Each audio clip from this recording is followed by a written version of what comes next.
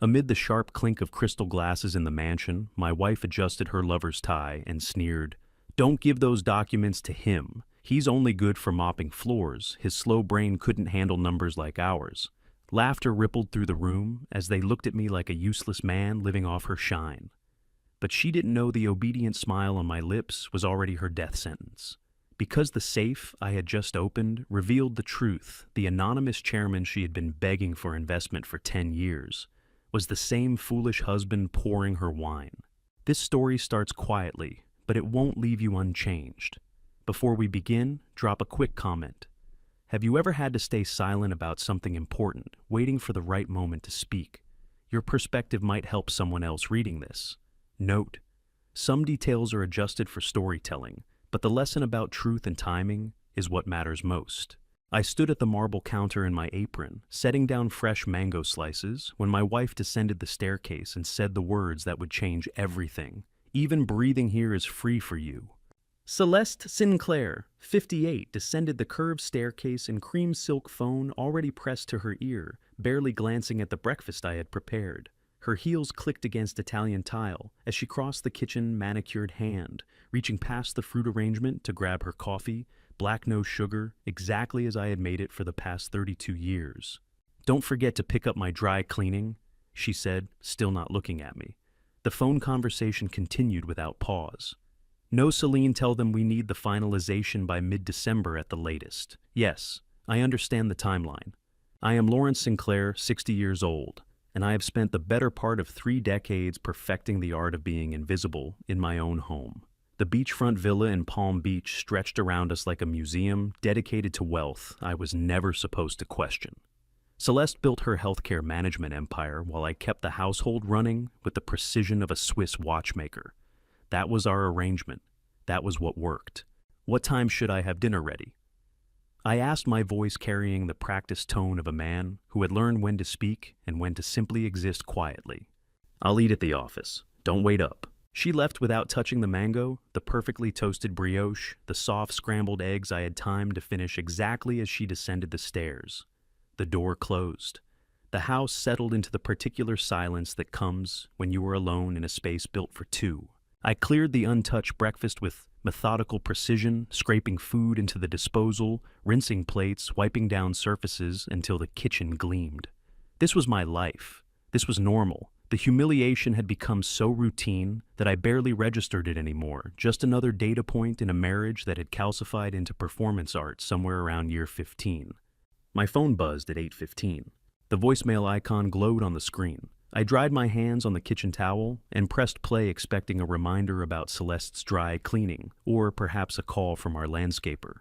"Mr. Sinclair, this is Teresa Henderson from First Palm Trust Wealth Management. I'm calling regarding the account structure change authorization currently in our system. The file is entering final verification this week, with processing deadline set for 10 business days from today. Please confirm receipt of this notification at your earliest convenience. Our direct line is I listened to the message twice. Account structure change authorization. I had authorized nothing.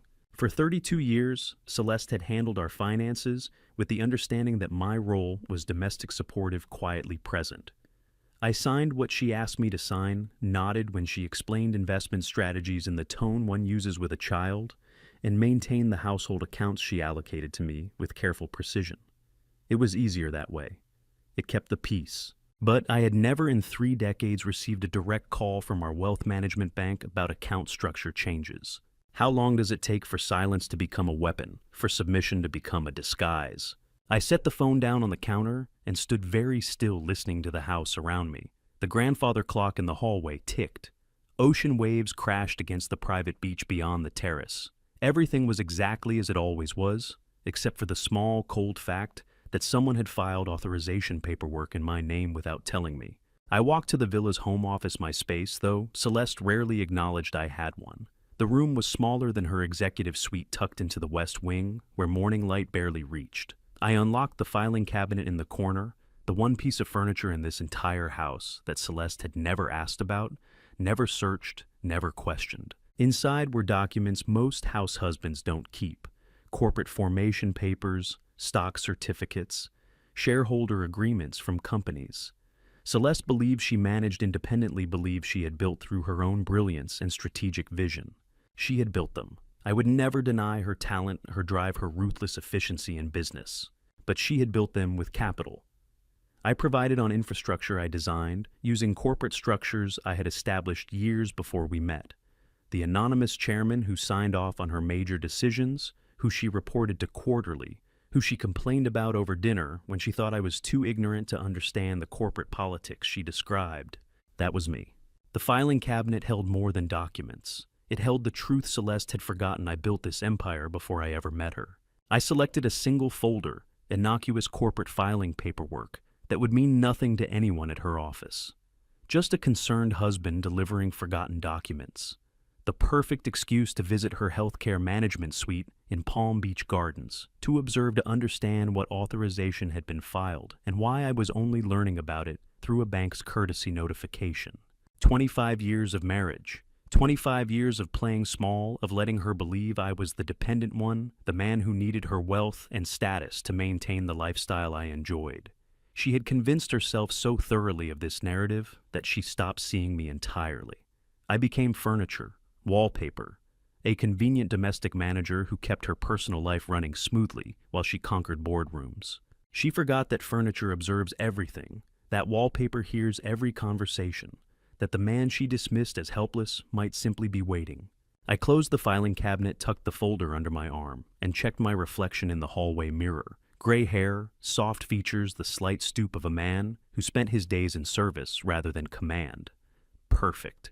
Time to visit my wife's office and see exactly who thought they were playing this game.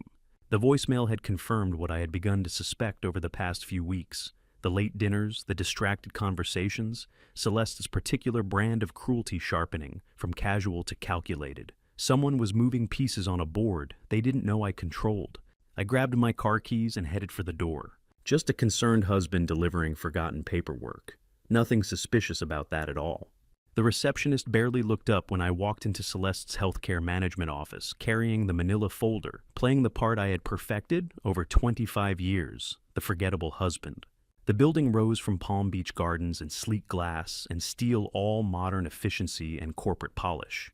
I had been here perhaps 3 times in the past decade for holiday parties, where I stood quietly by the punch bowl for the occasional emergency where Celeste needed something retrieved from home.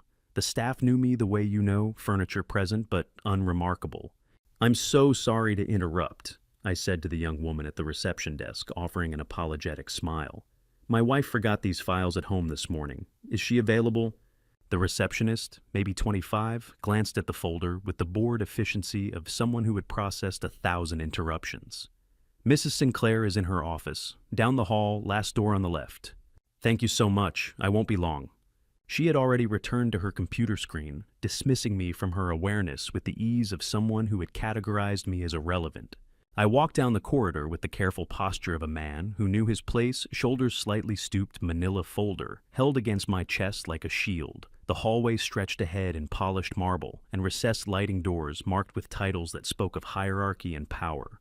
Regional Director, Operations Manager, Executive Vice President of Strategic Planning. All positions within the company I had capitalized. All salaries paid from accounts I technically controlled. All corporate decisions that crossed my desk quarterly for anonymous approval. But here in this building, I was just Celeste's husband, the man who brought forgotten documents and apologized for existing. 25 years playing small. Let me see what happens when invisible people start watching. I passed open office doors, glimpsing employees bent over computers, conference rooms filled with afternoon meetings, the machinery of corporate life grinding forward with practiced efficiency. Everything looked exactly as a successful healthcare management company should look: professional, prosperous, legitimate. Then I saw her. Solene Redmond sat at a desk position just outside Celeste's office door, too close to be a standard assistant station, too territorial to be coincidental. She was 35, dark hair pulled back in a severe bun, wearing a charcoal suit that spoke of expensive taste and careful presentation. Her desk held a single monitor, a designer lamp, and a smartphone that her hand hovered over with the readiness of a soldier near a weapon. She looked up as I approached, and her expression shifted through a series of calculations I recognized from years of watching corporate predators assess threats. "Can I help you?" Her voice carried the polite edge of someone performing courtesy while planning defense. "Just bringing my wife some documents she forgot," I said, maintaining the harmless smile. "I won't be long. Mrs. Sinclair is in a private meeting. You should wait." Not, "She'll be free in a moment." Not, "Let me check her schedule." A direct command to stop delivered with the authority of someone protecting territory that belonged to her. Invisibility is a superpower when people forget that quiet doesn't mean blind. I had seen that look before, the territorial awareness of a person guarding intimate access. The way Celine positioned herself between me and Celeste's door, the protective tension in her shoulders, the proprietary quality in her tone when she said "Mrs. Sinclair" instead of "your wife." She wasn't protecting her boss. She was protecting her lover. "Of course," I said, offering the apologetic smile again. "I'll just leave these on her desk, if that's all right. I know how she gets when she's missing documents." Celine hesitated, caught between maintaining her guard and acknowledging the reasonableness of the request. "Fine, but be quick."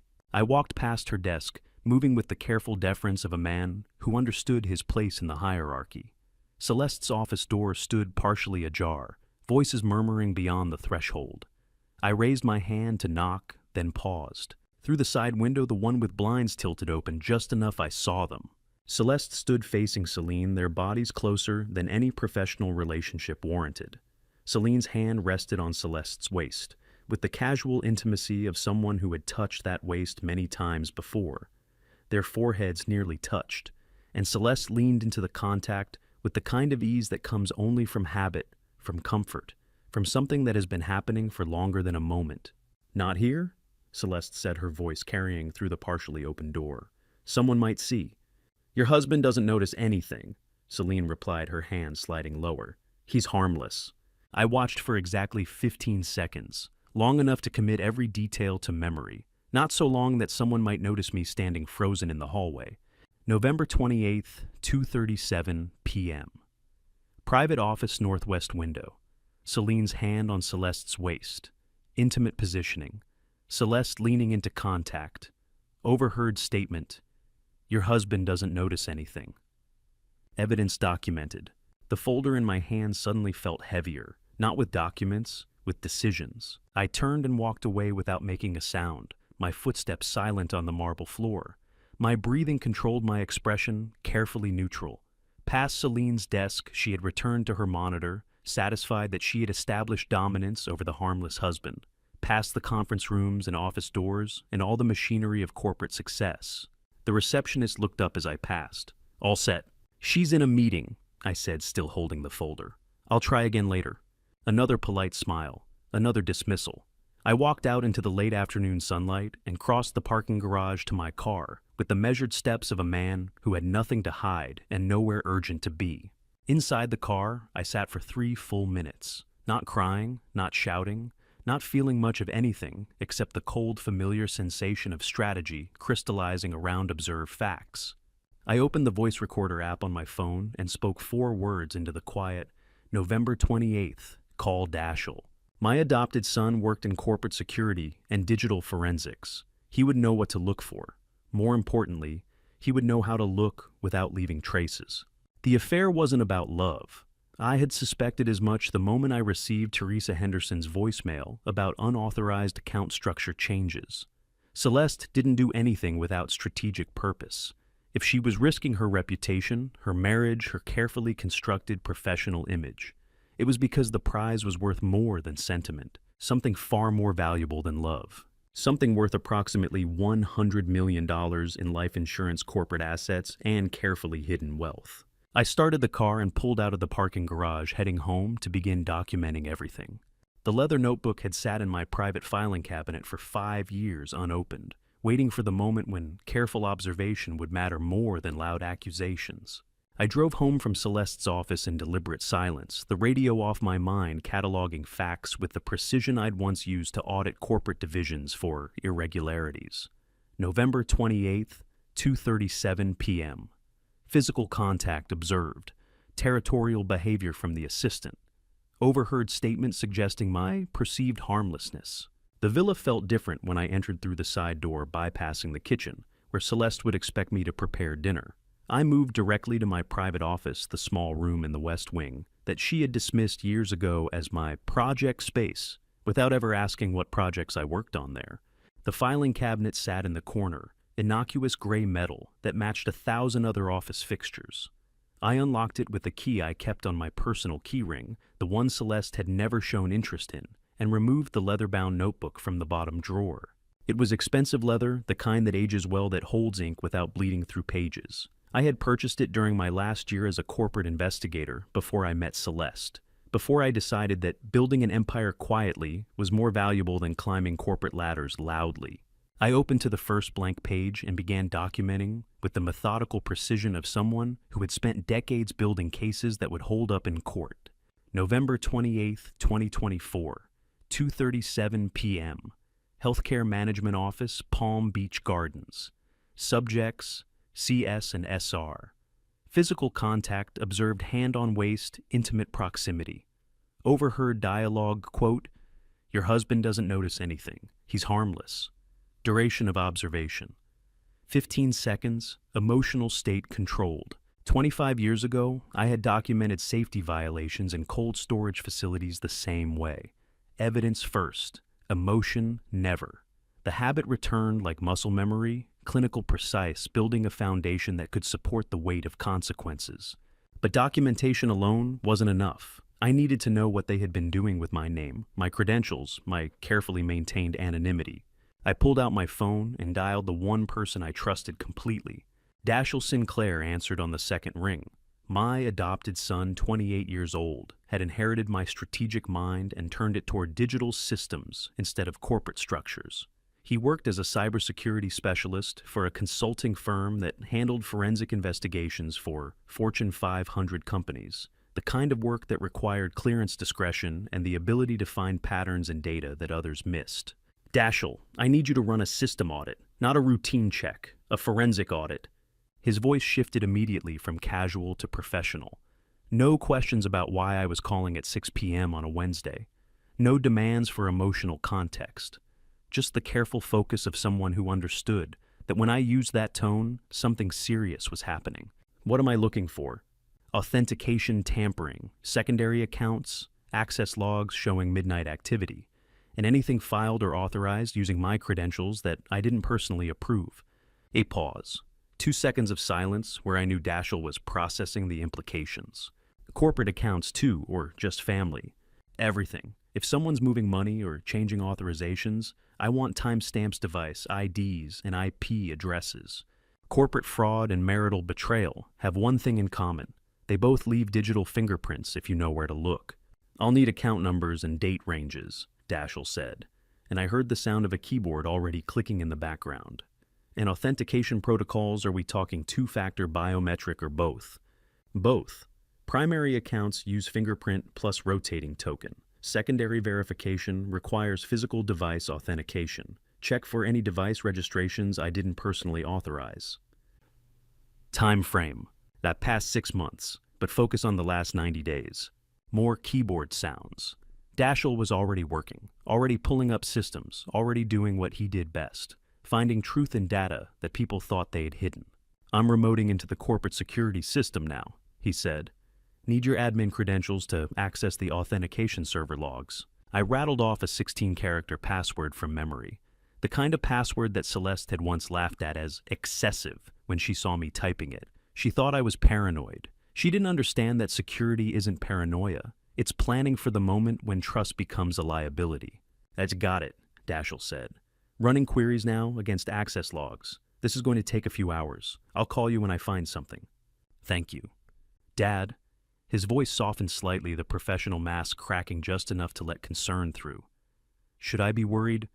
"Yes," I said, "but not about me." He understood. Dashiell never asked why I needed the audit. That's the difference between a son who trusts you and a wife who's been lying for years. I hung up and sat in the quiet of my office, the leather notebook open on the desk, the filing cabinet still unlocked beside me. Outside the window, the sun was setting over the Palm Beach coastline, painting the sky in shades of orange and purple that Celeste would have called beautiful if she'd been here to notice. But she wasn't here. She was still at her office, probably still with Celine, probably still planning whatever they had been planning for the past however many months. I opened my laptop and began cross-referencing dates. The voicemail from Teresa Henderson about account structure changes. The timeline Celeste had mentioned on the phone that morning about finalization by mid-December. The increasing frequency of her late nights at the office over the past 3 months. Patterns emerged. They always do if you look long enough with the right tools. My phone rang. 20 minutes. Dashiell had said it would take hours, but he was calling back in 20 minutes, and the speed of the callback told me he'd found something significant enough that waiting didn't make sense. "Dad, you need to see this." His voice carried the careful control of someone delivering bad news to a client. "Someone's been accessing your accounts at 2 a.m. for the past 3 months, and they're using an authentication device that's definitely not yours." I closed the leather notebook and pulled the laptop closer. "Send me everything." Already compiling the report. "But Dad, this isn't random access. It's systematic. They're checking specific accounts on specific schedules, and they're good at covering their tracks. If I hadn't been looking for authentication device mismatches, I might have missed it." "How good?" "Professional good. Whoever set this up knew what they were doing." The affair was just the surface. Whatever Celeste and Solene were doing, it had been planned for months, executed with precision, and designed to be invisible to someone who wasn't actively looking. But I was looking now, and I was very, very good at finding things people tried to hide. The timestamp log on Dashiell's screen showed 87 unauthorized access attempts across 3 months, every single one, occurring between 200 and 2:47 a.m., the hours when I had always slept most deeply. Dashiell had sent the screen share link at 8:30 that morning, and now I sat watching evidence compile into an undeniable pattern. Red markers indicated login events, blue showed account modifications, yellow highlighted notification setting changes. Every access happened between 2 and 3 a.m., Dashiell said, using the professional detachment he reserved for client presentations. Notification settings changed to silent on all primary accounts. Email alerts suppressed. SMS confirmations redirected to a secondary number. The cursor moved across the screen, highlighting specific entries. Someone knew your sleep schedule. They knew exactly when you wouldn't be checking your phone, when you wouldn't notice login confirmations. "The secondary account," I said. "What permissions does it have?" Dashiell pulled up another window, scrolling through authorization hierarchies. "It's full beneficiary change authority, and it's been active since May. Dad, this wasn't opportunistic. This was planned. They've been building infrastructure for 6 months. 6 months of midnight theft while I slept 15 feet away. IP addresses.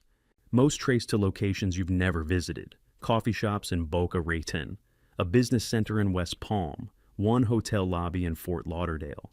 All public Wi-Fi networks with no security cameras. Professional, careful, planned. And the authentication device. Spoofed. They cloned your credentials, probably physical access to your device, long enough to extract cryptographic keys. Then they registered a duplicate under a modified serial number. The system saw it as legitimate because the authentication tokens matched. How long does it take to erase a person? 5 years of small humiliations? Or 6 months of midnight theft? The phrase "knew your sleep schedule" triggered a memory. Villa Terrace, summer evening, 5 years ago, 2019. Celeste had hosted a dinner party with Palm Beach Society friends. 8 guests around the outdoor table, string lights casting soft shadows. I had been clearing dessert plates when Celeste steered conversation toward family planning. "We've tried everything, of course," she said, her voice carrying theatrical concern. "But when certain biological limitations exist, there's only so much modern medicine can do." One of the guests shifted uncomfortably. "I'm sure it's difficult for both of you." Celeste sighed, placing her hand over her heart. "Oh, I've made peace with it. Lawrence is still adjusting to his weaknesses."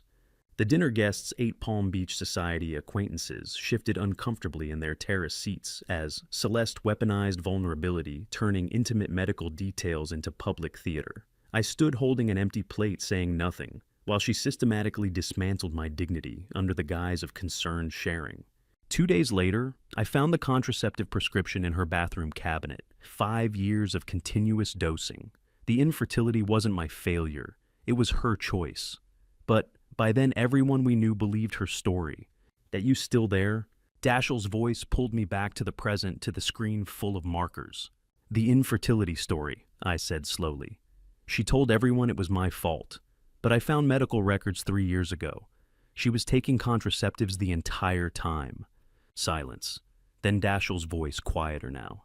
And why would she do that? Same reason she's doing this now. Make me feel weak. Make me feel dependent. Make everyone believe I'm less capable than I actually am. Then make me disappear. The medical records I'd found 3 years ago hadn't been a shock. They'd been confirmation that I'd been right to stop trusting my own memory of our marriage. The pattern crystallized. Public humiliation disguised as sympathy. Private manipulation of medical reality. Digital theft conducted while I slept. Every tactic served the same goal: systematically erode my identity until there was nothing left to defend. Celeste had been practicing erasure for years. The midnight access logs weren't new behavior. They were just the financial version of what she'd been doing psychologically since the beginning. "What do you need from me?" Dashiell asked. "Everything you can find. Access logs, IP, addresses, device signatures, timestamp correlations. I want a forensic report that would hold up in court. You're going to confront her. Eventually, but not until I understand the complete scope." Dashiell's voice shifted, and I heard the tone that meant he'd found something else.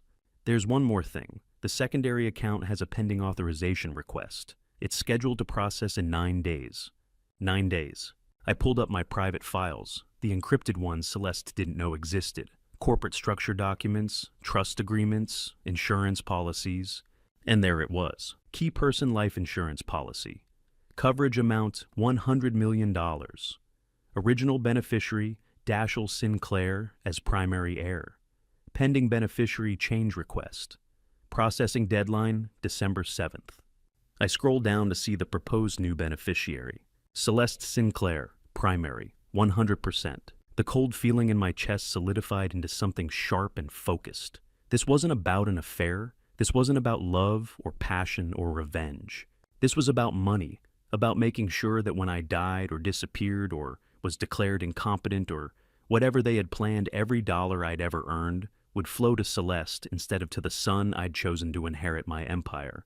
9 days until the authorization processed. 9 days to decide whether to confront immediately or build a case so airtight that confrontation became unnecessary. I looked at the screen full of evidence, at the timeline stretching back 6 months, at the pattern of systematic theft and psychological manipulation. Celeste thought she was erasing me. She had no idea she'd been leaving evidence the entire time. The manila envelope had been filed under medical resolved for 3 years, sealed with tape I'd placed there myself, the day I decided some truths were too painful to keep reviewing. 9 days until the insurance beneficiary change processed. 9 days until Celeste legally positioned herself to inherit everything if something happened to me. But before I could understand what they were planning, I needed to confirm what I'd been denying for a decade. I pulled the envelope from my private filing cabinet, feeling the weight of documents I'd deliberately archived to avoid confronting their implications. The seal broke with a sound like tearing skin. Inside were pharmacy receipts, prescription records, and billing statements I'd collected quietly over years of suspicion but never acted upon. 7 years of evidence from 2015 to 2022, each page documenting a truth I'd chosen not to see.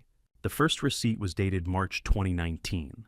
Prescription refill, birth control, patient Celeste Sinclair, physician Dr. Morrison, date March 12, 2019. Dr. Morrison, the physician whose name appeared on 7 years of contraceptive prescriptions, had unknowingly provided the paper trail that would expose Celeste's decade-long deception. March 2019, the same month she'd told her friends at that dinner party we'd been trying for 2 years.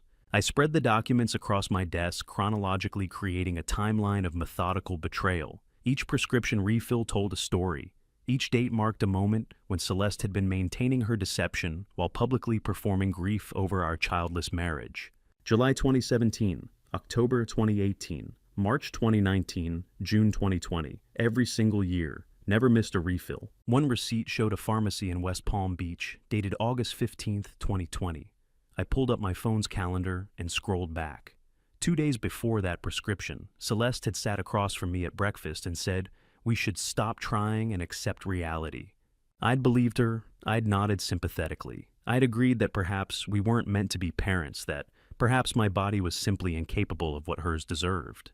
The memory surfaced with crystalline clarity. The fertility specialist's office 3 years ago. modern furniture, abstract art on the walls, a desk between us and Dr. Reynolds, who specialized in unexplained infertility. Celeste had cried, real tears streaming down her face as Dr. Reynolds explained that sometimes despite testing, despite treatment, despite everything medicine could offer, conception simply didn't happen. "We've run every test," Dr. Reynolds had said, his voice gentle with practiced sympathy. "There's no medical explanation we can find." Because he was testing the wrong person, Celeste had made sure of that. She'd cried, and I'd held her hand through every fake tear, believing we were sharing grief when she was performing a script she'd written years earlier. How many lies can one person maintain simultaneously? Turns out the answer is as many as it takes to steal a fortune. I pulled another document from the envelope. Pharmacy billing statement from 2016 showing 3 refills that year, each one filled at a different location across Palm Beach County, Boca Raton, Jupiter, West Palm Beach. Never the same pharmacy twice in a row. Never anywhere I might accidentally encounter the pharmacist. Always when I was traveling for business. I cross-referenced the prescription dates against my old calendars, the ones I kept digitally backed up out of corporate habit. Every single refill coincided with a trip. Chicago, New York, Los Angeles. She'd timed them perfectly. "I knew," I said to the empty office. Some part of me always knew. I just didn't want to believe my own wife was that calculating. But the evidence didn't lie. The receipts didn't perform. The dates didn't manipulate. I sat back in my chair looking at the chronological spread of documents. This wasn't random cruelty. This wasn't even about not wanting children. This was strategic psychological warfare. The pattern was clear, now laid out in pharmaceutical paper trails and billing codes. Make me feel defective. Make me feel dependent. Make me question my own adequacy.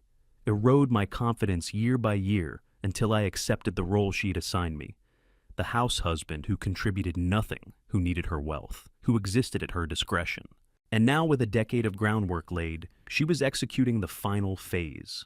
The midnight account access, the forged authorizations, the insurance beneficiary change that would transfer everything I'd built to the woman who'd spent 10 years making me feel like I'd built nothing. The worst part wasn't the lying, it was the crying. She'd cried in that fertility specialist's office, and I'd held her hand through every fake tear. I pulled out my phone and began photographing every document, every receipt, every prescription record, every billing statement, clinical documentation of systematic deception. Nick, 10 years. I said, the words landing in the quiet like stones dropped in deep water. She's been doing this for 10 years, making me feel like the problem while she systematically positioned herself to take everything. But she'd forgotten one thing. I hadn't built a $500 million company by ignoring evidence. I'd built it by finding patterns, documenting irregularities, and acting on facts rather than feelings. The house husband facade wasn't something that just happened. She'd engineered it, year by year, humiliation by humiliation, prescription by prescription. But facades cut both ways. She thought she was married to a passive dependent man who'd accepted his role as decorative spouse. She had no idea she was married to someone who'd spent 30 years building forensic cases against corporate criminals. I opened my phone's contact list and scrolled past Dashiell's name to someone I hadn't called in 5 years. Gerald Carpenter, private investigator, former FBI Financial Crimes Division. The kind of investigator who didn't follow cheating spouses into hotel rooms. He followed money trails into offshore accounts. Because whatever Celeste and Celine were planning, it went deeper than an affair and a forged signature. The affair was camouflage. The intimacy was distraction. The real crime was financial, and it had been in motion for months, maybe years. I needed to know how deep the fraud went. I needed to know who else was involved. I needed to know every account, every authorization, every piece of the scheme Celeste thought she'd hidden. And I needed to know it before December 7th. I pressed call and waited for Gerald Carpenter to answer. Time to see what else she'd been planning while I slept. Marcus Holloway answered on the 4th ring, his voice carrying the same careful neutrality I remembered from the corporate fraud case 5 years ago. "By Lawrence Sinclair," I said. "I need your services again." Been a while. No surprise in his tone. Marcus Holloway, the private investigator I'd used 5 years ago to expose financial fraud at a competitor's cold storage facility, specialized in following money trails, not adulterous spouses. "What kind of case?" Financial fraud, probably insurance fraud, possibly something worse. Time frame, 8 days. There's a beneficiary authorization processing on the 7th. I need to know who they're working with before it goes through. A pause, the sound of a pen clicking. My wife, her assistant, possibly others. I'm not paying you to photograph hotel rooms. I need you to follow the money, bank statements, business meetings, anyone they're consulting about financial structures. Understood. Marcus's voice shifted into the professional register I remembered. You're building a fraud case, not a custody case. I'll need account numbers, known associates, typical schedule patterns. I spent the next 20 minutes providing details. Celeste's office location, Celine's vehicle registration, the insurance policy number Daschle had identified in the pending authorization queue. Marcus took notes with the efficiency of someone who'd done this 1,000 times. One more thing, I said. Whatever you find, I want documentation that would hold up in court or a boardroom. Timestamps, witnesses, paper trails. Always do. He paused. Lawrence, if this is what I think it is, insurance beneficiary fraud with an 18-day processing window, you're not just looking at civil court. You're looking at felony territory. I know. Good. I'll be in touch. The line went dead. I sat in my office for a long moment, looking at the medical evidence still spread across my desk. Then I gathered it, carefully photographed every page one more time for backup, and filed it away in the locked cabinet. Time to play the role Celeste expected. 2 days passed with me maintaining the house. Husband facade perfectly. I cooked meals with the precision she'd come to expect. I ran errands. I picked up her dry cleaning without being asked. I asked polite questions about her day, and accepted evasive answers with the patience of someone who'd never learned to demand better. The difference between a jealous husband and a corporate strategist: one hires someone to catch them in bed, the other hires someone to catch them signing contracts. Celeste grew slightly more confident. I could see it in the way she moved through the villa, the way she checked her phone less carefully, the way she smiled when she thought I wasn't looking. She was winning, or she thought she was. On the morning of December 3rd, an encrypted email from Marcus arrived with the subject line, "Financial activity confirmed." I waited until Celeste left for the office before opening it. The report began with a timeline, December 1st. Subject 1. Celeste and Subject 2. Celine met at healthcare office, departed together at 6:30 p.m. December 2nd. Subjects met at upscale restaurant on Worth Avenue, Palm Beach, 7 p.m. Third party present. Then came the photographs. Time-stamped, geotagged, taken from a distance with the kind of telephoto lens that captured detail without proximity. Celeste and Celine sat at an outdoor table, white tablecloth, catching the evening light, palm trees swaying in the background. Worth Avenue's designer boutiques visible across the street. But they weren't alone.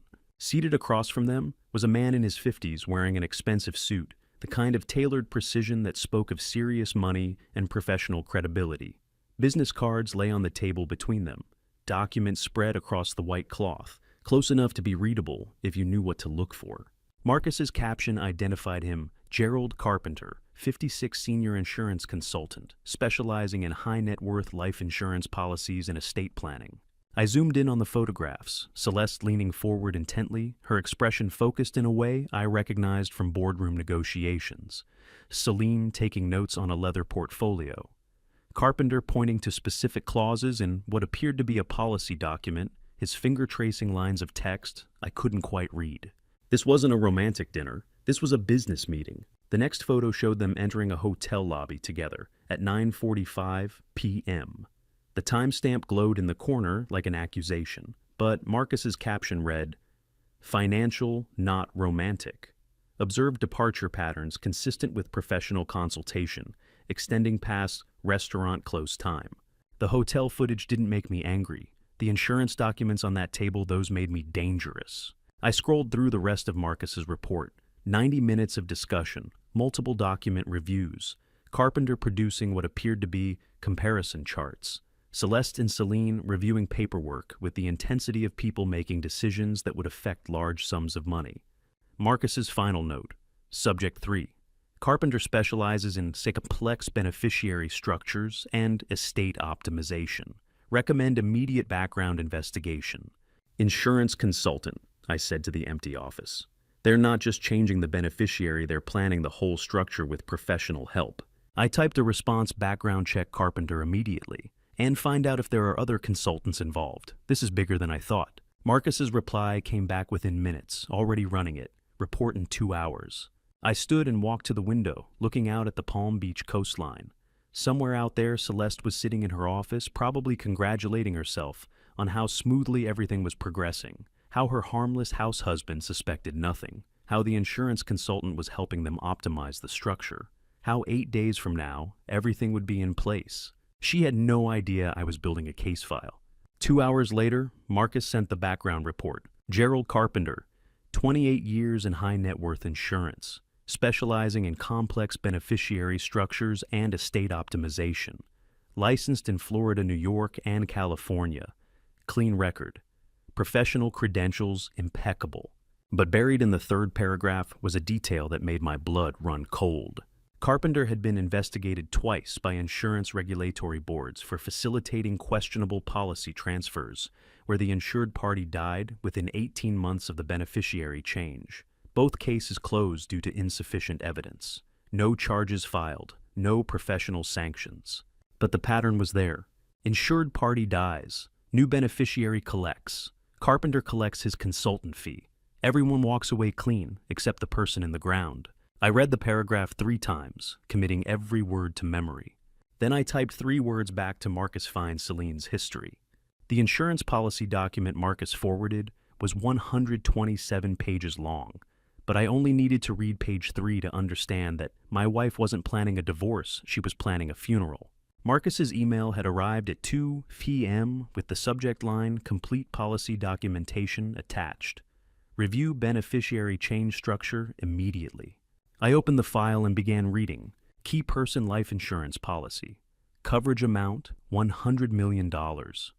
Established to protect the cold storage empire's continuity in case of the death of the primary shareholder and operational director. Current beneficiary structure, corporate trust administered by Lawrence Sinclair with disbursement protocols designed to ensure business continuity and employee protection. That was the policy I remembered establishing 15 years ago, back when I was still actively running operations, before I decided that building wealth quietly was more valuable than building a public reputation. Then I scrolled to the proposed changes. Pending authorization. Processing deadline. December 7th, 2024. New beneficiary Coastal Holdings Group, LLC, Registered Delaware Corporation. Managing member, Celine Redmond. Secondary member, Celeste Sinclair. I read it twice. Celine wasn't just Celeste's lover. Celine wasn't just her accomplice. Celine controlled the entity that would receive the payout. Marcus's note appeared in the margin. Your wife isn't even the primary. Celine Redmond controls the entity. Coastal Holdings Group, created May 15th, 2024. Same month, Daschle found that secondary account. They've been building the infrastructure for 6 months. 6 months of planning, 6 months of midnight access, 6 months of positioning Celine as the one who would actually control the money when the time came. They're not splitting my money, I said to the empty office. They're taking all of it and cutting me out completely. But the beneficiary change was just structure, just paperwork. I pulled up Marcus's background report on Gerald Carpenter and began cross-referencing dates. Case 1, high net worth beneficiary, change June 2018. Insured party, Robert Mitchell, 62, real estate developer. Beneficiary change from wife to newly created LLC. Subject deceased, November 2019, accidental fall from yacht deck during solo sail. Investigation ruled accident. Insurance paid out $85 million. Gerald Carpenter listed as insurance consultant on the beneficiary change documentation. Case 2, estate restructuring with beneficiary modification. March 2020, insured party, Thomas Reynolds, 58, investment banker. Beneficiary change from Children's Trust to Business Partners Holding Company. Subject deceased. August 2021, sudden cardiac event during routine physical examination. Investigation ruled natural causes. Insurance paid out $120 million. Gerald Carpenter listed as estate planning consultant. Accidental fall, cardiac event. The insurance company never questioned either one because the paperwork was perfect. I pulled up a calculator and did the math. June 2018 to November 2019, 17 months. March 2020 to August 2021, 17 months. Not immediately, not suspiciously fast, but within 18 months of the beneficiary change, both insured parties died in ways that could be explained away as accidents or natural causes. And now Gerald Carpenter was helping Celeste and Celine set up the same structure, same tight timeline, same carefully constructed LLC beneficiary, targeting a 60-year-old man who, according to his wife's public narrative, had health issues and emotional weaknesses. "This isn't about leaving me," I said. "They're planning to bury me." The words landed in the quiet office like stones dropped in deep water. I stood and walked to my filing cabinet, pulling out the corporate structure documents I kept locked away. Documents Celeste had stopped asking about years ago, assuming they were just archived business records from a career I'd left behind. The insurance policy was catastrophic. $100 million transferred to an entity I didn't control, paid out upon my death. But it wasn't everything. My controlling stake in the cold storage empire was worth over $500 million, currently protected by shareholder agreements and trust structures I'd established decades ago. Celeste sat on the board. She managed operations. She reported to the anonymous chairman quarterly. But she didn't control the shares. She didn't control the voting rights. She didn't control the trust that held the empire together. Unless I was declared incompetent, unless I was incapacitated, unless I was dead, then those protections could be challenged, the trust could be dissolved, the shareholder agreements could be restructured under probate law, and whoever controlled my estate, whoever was listed as beneficiary on the insurance policy that would fund the legal battles would have the resources to seize everything. Insurance, $100 million. I said, mapping it out on paper. Controlling stake, $500 million. Combined liquid assets, another $200 million. They're not planning to take a piece. They want the entire empire. The midnight account access, the forged signatures, the insurance consultant with a body count, Celine controlling the beneficiary entity, and me, supposedly weak and dependent, about to have an unfortunate accident sometime in the next 18 months.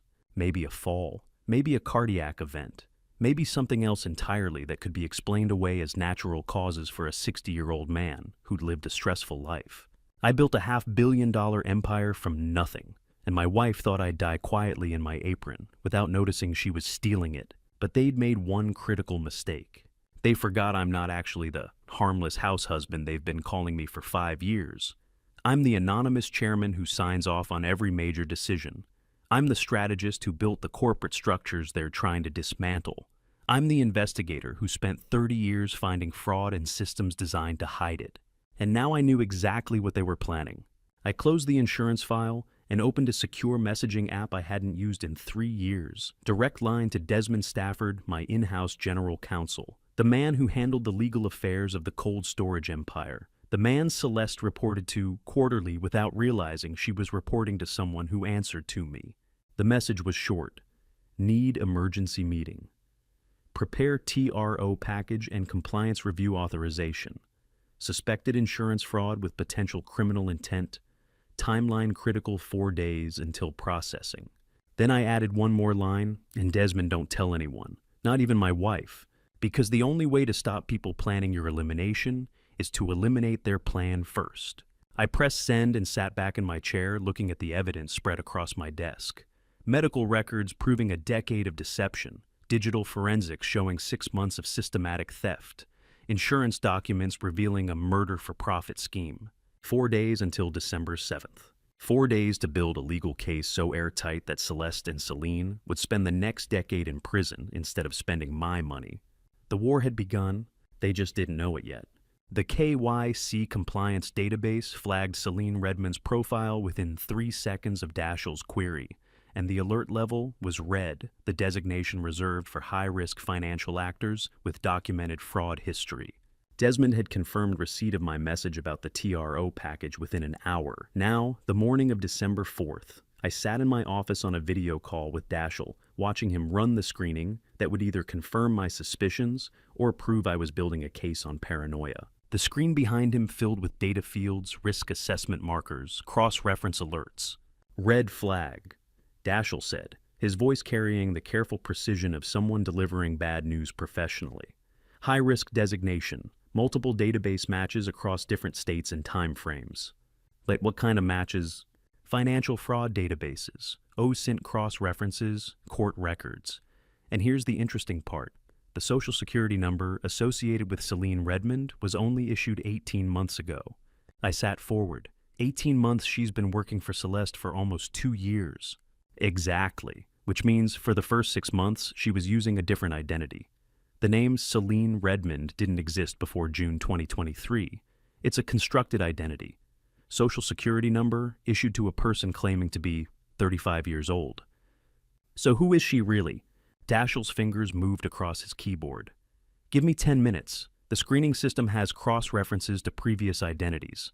Let me follow the alias trail. I watched him work pulling up databases I recognized from my own corporate investigations years ago. Public records, financial transaction histories, court filing systems. The digital paper trail that people think disappears when they change names, but actually just gets buried under new data. Identity is supposed to be permanent, but for some people it's just a costume they change when the last performance ends. "I'd got it," Daschle said. Celine Redmond was preceded by Sarah Pelletier. Louisiana, 2019 to 2023. Before that, Sandra Reynolds, Arizona, 2016 to 2019. Each identity lasted 2 to 4 years before being abandoned, always coinciding with residential moves and new employment. Same industry. Healthcare administration, all 3 identities. Sarah Pelletier worked in healthcare billing for a regional hospital network in Baton Rouge. Sandra Reynolds was in medical office management in Phoenix. The pattern was becoming clear. She didn't just change names randomly, she moved through the same professional space building, the same kinds of access targeting the same vulnerabilities.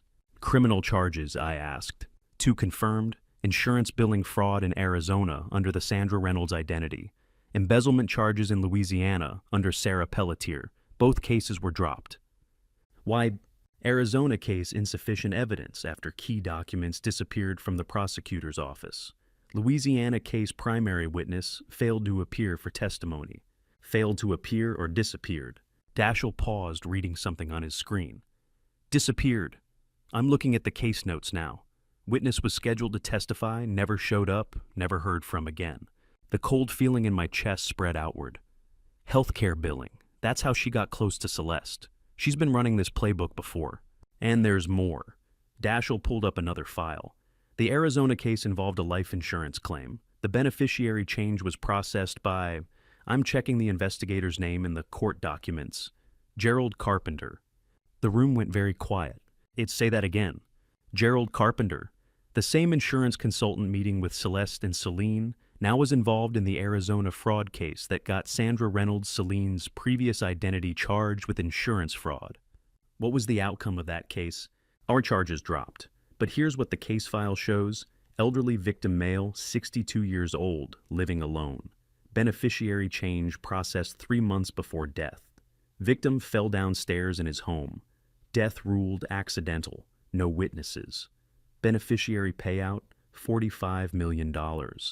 Sandra Reynolds was employed as the deceased's healthcare coordinator. She disappeared 6 weeks after the insurance check cleared. I felt something shift in my understanding. This wasn't opportunistic. This wasn't Celeste seducing an assistant into helping with a scheme. This was a professional criminal who had done this before, with the same consultant targeting the same demographic using the same methods. She's not Celeste's assistant, I said slowly. She's a professional. This is what she does. Identity fraud insurance scams, probably worse. Career criminal, Daschle confirmed. Based on the timeline, I estimate her real age is 38 to 40, not 35. She's been doing this for at least 8 years across 3 confirmed identities, 4 questionable insurance payouts across 3 states. And that's just what I can find in 2 hours of searching. Celeste thought she was the one in control using Celine to steal my fortune. She had no idea she was the one being used. The Arizona victim, I said. You said he fell downstairs. How exactly? It found at the bottom of his basement stairs. Head trauma. Medical examiner ruled it consistent with accidental fall.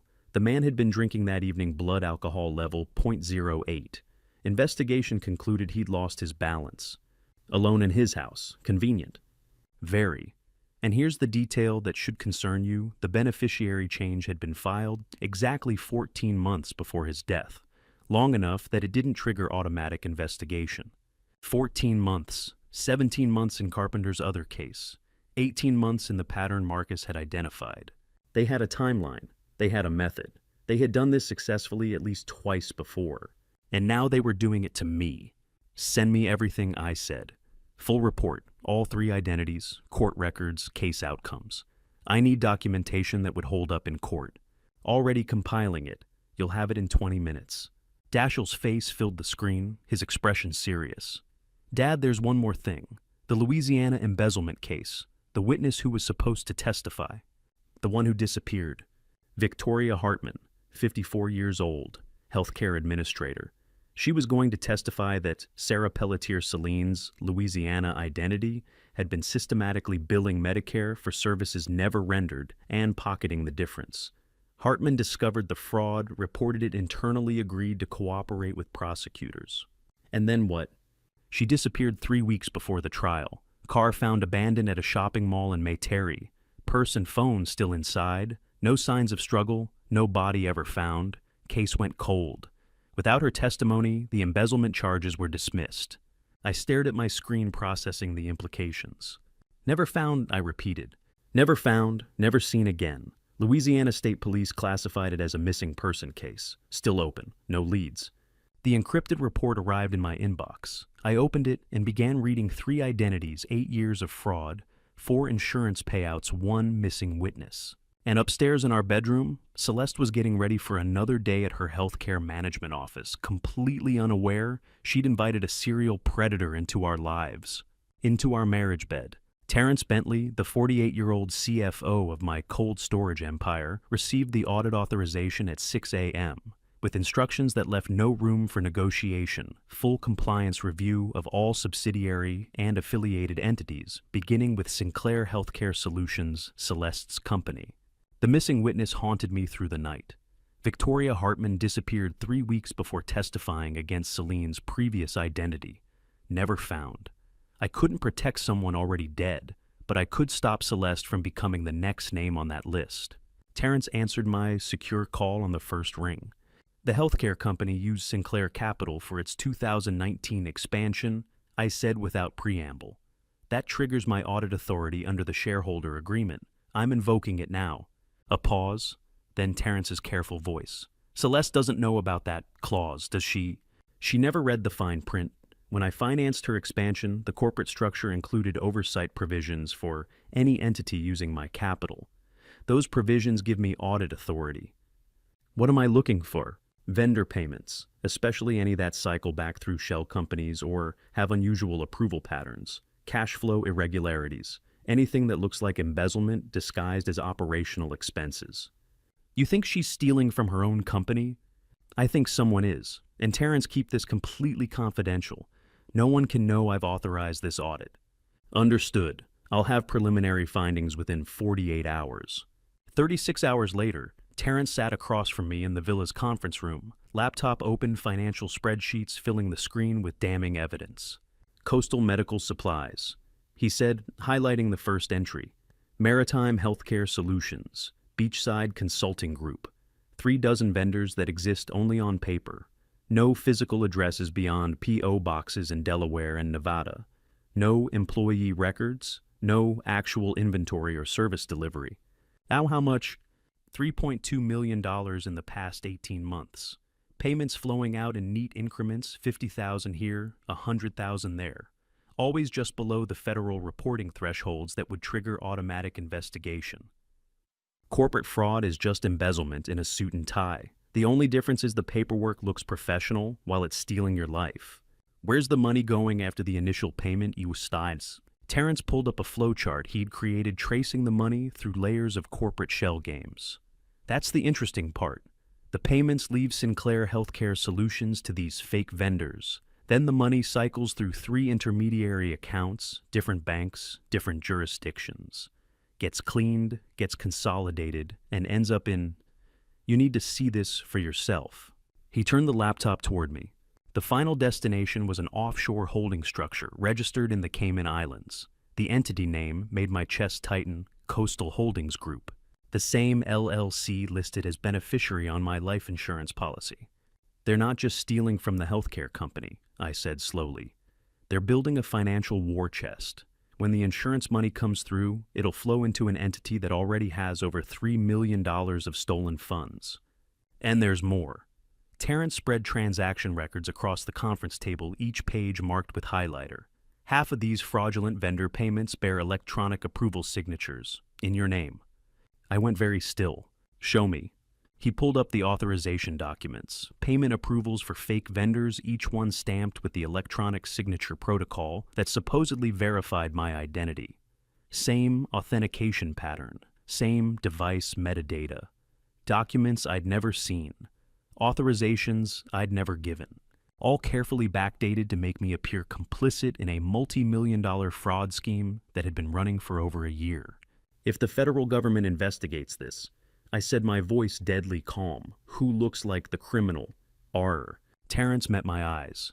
You, the controlling shareholder who financed the company and apparently approved millions in fraudulent payments. Celeste walks away clean because you're the signature on file. You're the one with access. You're the one who would go to prison. My signature, on documents I never saw, approving theft I never authorized. They weren't just stealing my money, they were making me the criminal. The insurance scheme makes sense now, I said. They need me dead or in prison. Either way, I'm eliminated, and Celeste inherits the empire without the complications of a messy divorce or a fraud investigation that might expose her role. What do you want me to do? Document everything. I need timestamps, authentication logs, device metadata. Proof that these signatures are forged, and I need it by tomorrow. You're going to fight this. I'm going to bury them with it. Terrence began gathering the documents. Lawrence, if this hits federal investigators before you can explain, yet how long until I'm arrested? His silence was answer enough. I pulled out my phone and opened the message thread with Desmond Stafford. My fingers moved quickly across the screen. TRO package needs expansion. Add emergency request for AML. Hold on all accounts connected to Sinclair Healthcare Solutions. We have 3 days before the insurance authorization processes. If they get that $100 million before we freeze the fraud, they'll disappear and leave me holding a federal indictment. Desmond's reply came back within minutes. Understood. Preparing emergency filing for tomorrow morning. Will include fraud evidence as supporting documentation for TRO and AML compliance hold. Bank will freeze accounts pending investigation. I looked at the calendar on my phone. December 5th. The insurance beneficiary change would process on December 7th in 3 days. 3 days to stop a murder-for-profit scheme. 3 days to prove I was being framed for fraud. 3 days to protect myself, my empire, and possibly even Celeste from a serial predator who had done this before and would do it again. I stood and walked to the window, looking out at the Palm Beach coastline. Somewhere in this city, Celeste and Celine were congratulating themselves on how smoothly their plan was progressing. How the harmless house husband suspected nothing, how 3 more days would put everything in place. They thought they were almost finished. They had no idea I'd been building a case file that would send them to prison for the next 20 years. The war wasn't coming. It was already here. Desmond Stafford arrived at the villa within an hour, his briefcase containing the kind of legal documents usually reserved for corporate espionage cases and federal criminal defense. 3 days until December the 7th. 3 days until the insurance authorization processed and I either stopped a murder-for-profit scheme or became its victim. But first, I had to survive being framed for the fraud that was funding it. Desmond spread documents across the conference room table, while Terrence pulled up financial records on the wall-mounted screen. The fraud structure revealed itself in clinical detail, elegant in its cruelty. If you walk into the FBI right now and claim fraud, Desmond said, his 52 years as a corporate attorney, evident in the careful precision of his words, they'll arrest you on the spot. Your signatures are on everything. The authentication logs show your credentials. The shell companies trace back to accounts in your name. I stared at the evidence that would condemn me. My electronic signature on vendor approvals I'd never seen. My authentication device authorizing payments I'd never made.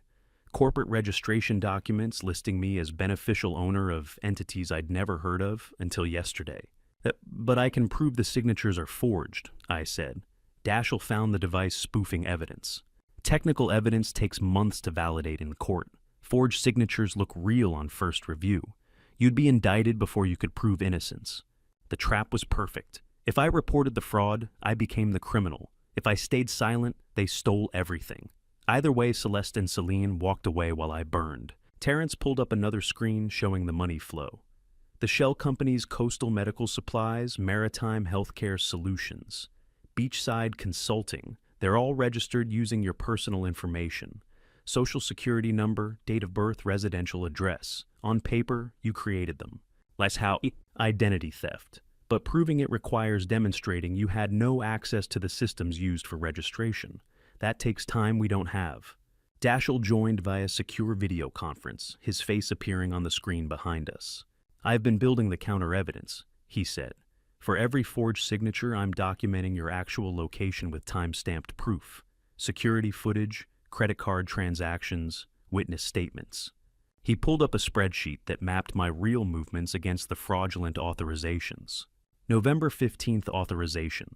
He said, highlighting one entry. "Logged at 2:17 a.m. from a device you don't own, but your credit card shows you were at a 24-hour diner in Miami at that exact time. Receipt security footage server, who remembers you. Physical impossibility for you to be in two places at once." Terrence added another layer. "The shell company registrations list you as owner, but the incorporation documents were filed electronically using an IP address in Boca Raton, 50 miles from the villa. Wi-Fi network you've never accessed. Innocence without evidence is just a nice story. Evidence without timing is suicide. Justice requires both and patience. We're building proof that someone impersonated you systematically," Desmond said. "But we need everything documented before we move. One gap in the timeline and the prosecution argues you're fabricating an alibi." "That's how long?" 48 hours to compile everything airtight. Maybe less if Daschle can accelerate the digital forensics. "We have less than 48 hours. December 7th is in 2 days. Desmond and I locked eyes across the conference table. "Then we work through the night," he said. "For the next 4 hours, we built a federal prosecution package, except the target was the real criminals, not the scapegoat. For every forged signature, we documented my alibi. For every fraudulent authorizations Daschle provided, device logs proving the access came from hardware I didn't own. For every shell company, we traced the IP addresses to locations I'd never visited.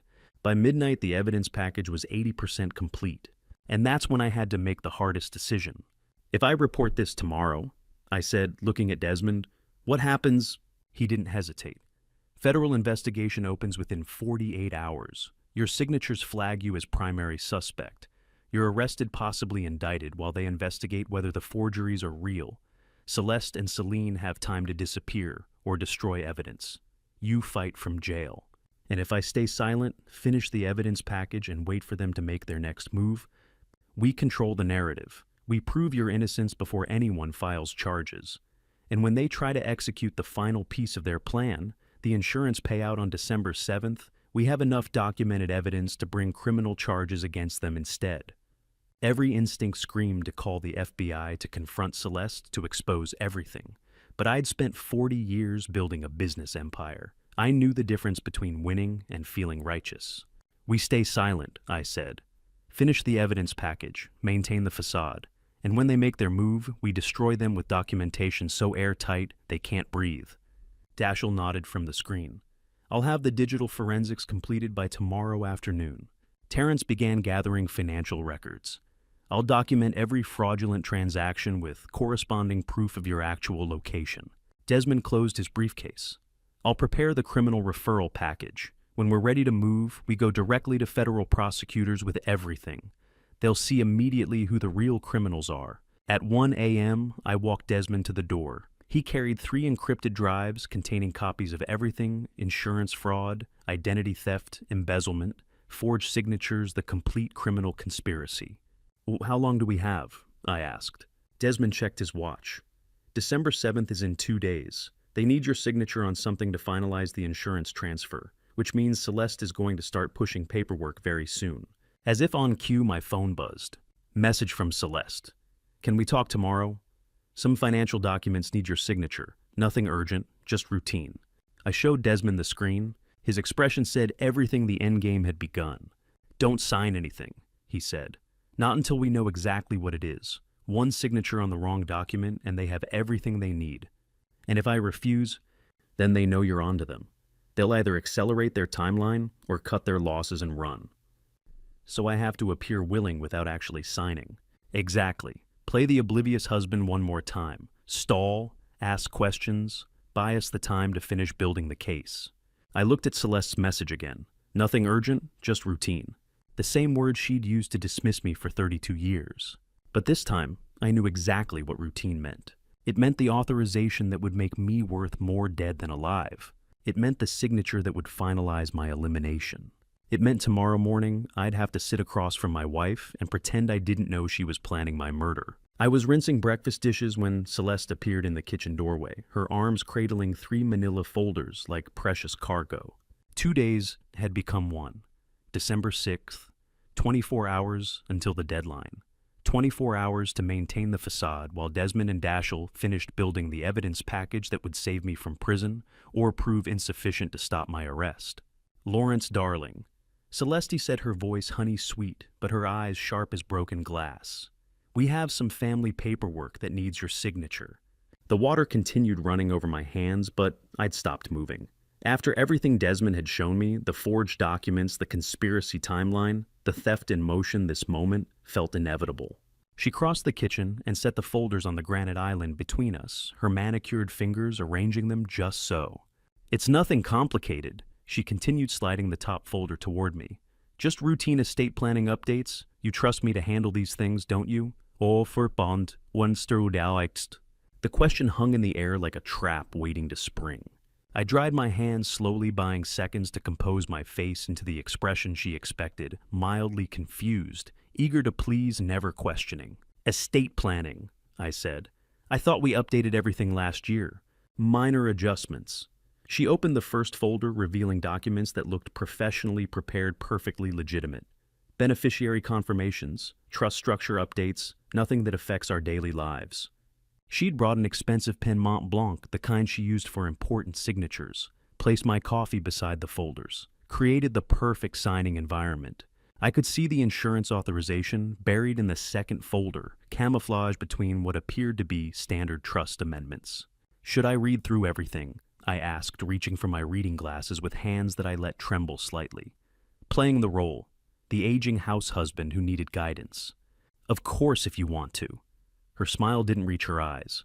Though it's quite technical, legal language. You know how these attorneys write nobody can understand it without a law degree. I picked up the first document, scanning lines of dense text. That's when she touched my hand. The gesture was gentle, affectionate, her fingers warm against mine. And suddenly, I was 15 years ago, standing in this same kitchen after my father's funeral. Celeste touching my hand exactly like this, her voice carrying the same manufactured warmth as she'd convinced me to sign power of attorney documents. The smell of jasmine from her perfume, the temperature of her fingers, the precise cadence of her voice saying, "I'll handle everything, darling. You just need to sign." The memory hit with visceral clarity, and I understood this wasn't new behavior. This was a pattern I'd been too trusting to see. I pulled my hand back, making it look like I needed to turn the page. "Take your time," Celeste said, but her tone had shifted slightly, impatience bleeding through the sweetness. I read slowly, deliberately, each paragraph taking longer than necessary. "Lawrence," her voice carried a new edge. "We've been married 32 years. I've always handled the complicated financial matters to protect you from stress. This is about securing our family's future. Dashiell's inheritance. Guilt, the first manipulation tactic deployed." "I know," I said, still reading. "I just want to make sure I understand what I'm signing." "Are you feeling all right lately?" she asked, and now concern coated the words like honey over poison. "You seem more anxious than usual. Maybe we should have Dr. Morrison check if your medication needs adjusting." Shame, suggesting my caution indicated mental decline. "I'm fine," I said, just being thorough. "Thorough is good, but paranoid isn't healthy." She leaned closer.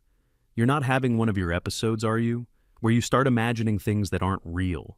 Gaslighting, making me doubt my own perceptions." I set down the first document and reached for the second folder, the one containing the insurance authorization. "Actually," I said, letting confusion color my voice. Maybe I should have Desmond look at these first, just to be safe. Celeste's expression froze for a half second, before the smile returned. Desmond, our attorney, for routine estate planning, Davour. You said it was technical. He could explain it better than I could understand it. Lawrence. Now frustration bled through completely. Celine spent hours organizing these documents as a favor to us. It would be embarrassing to tell her we're not signing after all her work. Manipulation through social obligation. I looked at my wife, really looked at her, and felt something inside me shift and die. What I'd thought was residual love, what I'd mistaken for nostalgia, simply evaporated. The woman before me wasn't the partner I'd married 32 years ago. She was a stranger wearing a familiar face. Every sweet word was calculated violence. Every gesture was performance. This wasn't betrayal I was witnessing. It was the unveiling of what had always been there. And the clarity rather than anger became my armor. She sees a man who spent decades managing the household while she built her career. She sees someone who's never questioned her financial authority, who's soft-spoken and compliant, whose hands shake slightly as he reaches for his reading glasses. She sees someone she's completely underestimated, someone she believes she's already beaten. But she's wrong. These need to be filed by tomorrow, Celeste said, then caught herself. Her eyes widened slightly. Tomorrow? I asked, injecting innocent confusion into my tone. Why is there a deadline for estate planning documents? She scrambled. Tax year filing requirements. End of fiscal quarter. You know how these things work. I didn't point out that estate planning had nothing to do with quarterly tax filings. Let me think about it, I said instead. Maybe after lunch. My hands are cramping from the gardening yesterday. Celeste's jaw tightened, the mask slipping further. Of course, she said, gathering the folders with barely concealed frustration. We'll revisit this afternoon. She left the kitchen heels clicking against tile, the unsigned documents clutched against her chest, like ammunition she'd failed to use. I'd bought one more day, but I knew with absolute certainty now December 7th was her deadline, and she was more desperate than she'd been letting on. That evening, as I was preparing dinner, my phone buzzed. Message from Terrence Bentley. Urgent. Electronic signature authorization processed through accounting this morning. Your credentials, not your approval. They've already submitted it. December 7th filing confirmed. Call me now. My hands froze over the cutting board knife suspended midair. Behind me, I heard Celeste's footsteps descending the stairs. Darling, her voice called out bright with false cheer. No need to worry about those papers anymore. I took care of everything for us. I turned off my phone screen before Celeste could see the message, the knife still trembling in my grip. She entered the kitchen with the confidence of someone who'd already won, heels clicking against tile, smile bright with false warmth. And darling, no need to worry about those papers anymore, she said, pouring wine. I took care of everything for us. I set down the knife, carefully turning to face her with mild confusion and gratitude. You took care of it. You look so stressed this morning. I signed them for you, saved you the trouble. She sipped her wine, watching me. Sometimes a wife just has to step in and handle things. You signed for me. How does that even work?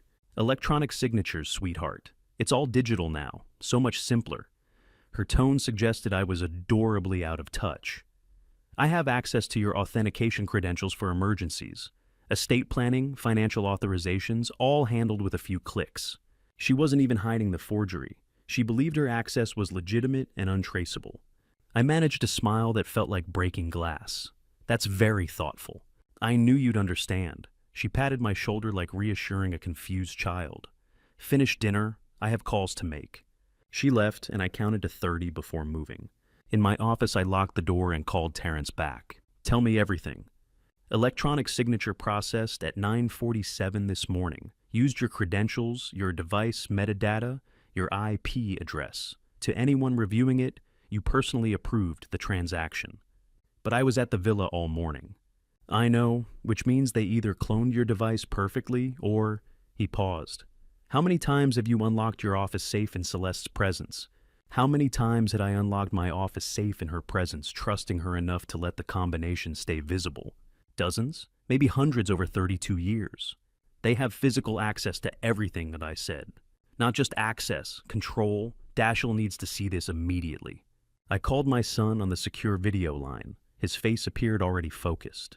The signature metadata shows your device, your timestamp, your IP address. But you didn't sign it, Daschle said, pulling up technical data. Can you prove that? I'm trying. The authentication logs show access from hardware matching your registered device serial numbers. They didn't just forge a signature, they cloned your entire digital identity. Terrence's voice came through my phone. This is worse than standard fraud. They've created a perfect technical replica of you. And how long do we have before this becomes irreversible? Before I reveal exactly how much time Lawrence has left to stop this, are you still here? Comment A, if he can still win, or B, if he's already lost. Add your reason in 5 to 10 words. Please note what follows includes recreated details for narrative purposes. My phone rang. Teresa Henderson's name appeared. I answered on speaker so Daschle could hear. Mr. Sinclair, this is Teresa Henderson from First Palm Trust. I'm calling with required notification regarding your policy authorization. Go ahead. The beneficiary change authorization you submitted this morning has entered final verification. I'm required to inform you that final verbal authorization is scheduled for 10 a.m. tomorrow, December 7th. The weight of those 12 hours settled on my chest like concrete, every minute now audible, countable, final. Verbal authorization, for what amount? Or the full policy transfer, sir. $100 million, the beneficiary confirmation call. And this call is scheduled for 10 a.m. Yes, sir. You confirmed attendance when the authorization was filed this morning. The call will verify your identity, confirm your intent, and finalize the transfer. Standard protocol for high-value policy changes. Who will be on the call? Yourself, the designated beneficiary representative, and our senior verification officer. The call typically takes 15 to 20 minutes. I looked at Daschle's face on the screen. He was already typing. And if I don't attend, the authorization would be flagged for review, which could delay processing by 30 to 60 days. However, given that you've confirmed attendance, we're expecting your participation. I see. Thank you. We'll see you on the call tomorrow morning. The line went dead. Daschle's expression was grim. They've thought of everything. If you don't show up, it delays, but doesn't stop the process. And someone claiming to be you already confirmed attendance. Which means they're planning to either coerce me into making that call or or make it for you, Terrence finished. Voice synthesis technology could fake your voice with enough recorded samples. We have less than 12 hours. The office door creaked open behind me. I spun to see Celeste in the doorway, backlit by hallway light, her smile sharp in the dim office. It's still working so late, darling, she said, honey sweet. You'll need your rest? We both have an important phone call to make in the morning. She knew. She knew about the verification call. She knew about the 10 a.m. deadline. She knew I'd received the notification. And she was here to make sure I understood exactly what would happen if I didn't cooperate. Just finishing some emails, I said, closing my laptop to hide Daschle's face. I'll be up soon. Don't be too long. Her smile never wavered. Tomorrow's a big day for both of us, for our whole family, really. The beginning of a new chapter. She closed the door, footsteps retreating. I reopened the laptop. Daschle was still there, his expression matching my cold fury. She's going to try to force you to make that call, he said. I know. What are you going to do? I looked at the clock. 11:47 p.m. Less than 11 hours until the verification call that would transfer everything I'd built to the woman who'd spent a decade planning my elimination. I'm going to sleep in my office tonight, I said, with the door locked. And tomorrow morning, we're going to find out exactly how desperate she really is. I waited until Celeste's breathing steadied into sleep before I slipped from our bedroom and texted the emergency code, Red Dawn. She'd invited me to bed with honey-sweet reassurance about tomorrow's call, explaining how simple it would be, how quickly we could finalize everything together. I'd nodded, played exhausted, let her believe I was accepting the inevitable. Now at 1:47 a.m., I descended the back stairs to the villa's in-house legal office where Desmond and Terrence were already waiting, laptops open, coffee brewing. Desmond looked up, his 71 years showing in the lines around his eyes. How long do we have? Less than 8 hours until the verification call, I said, locking the door behind me.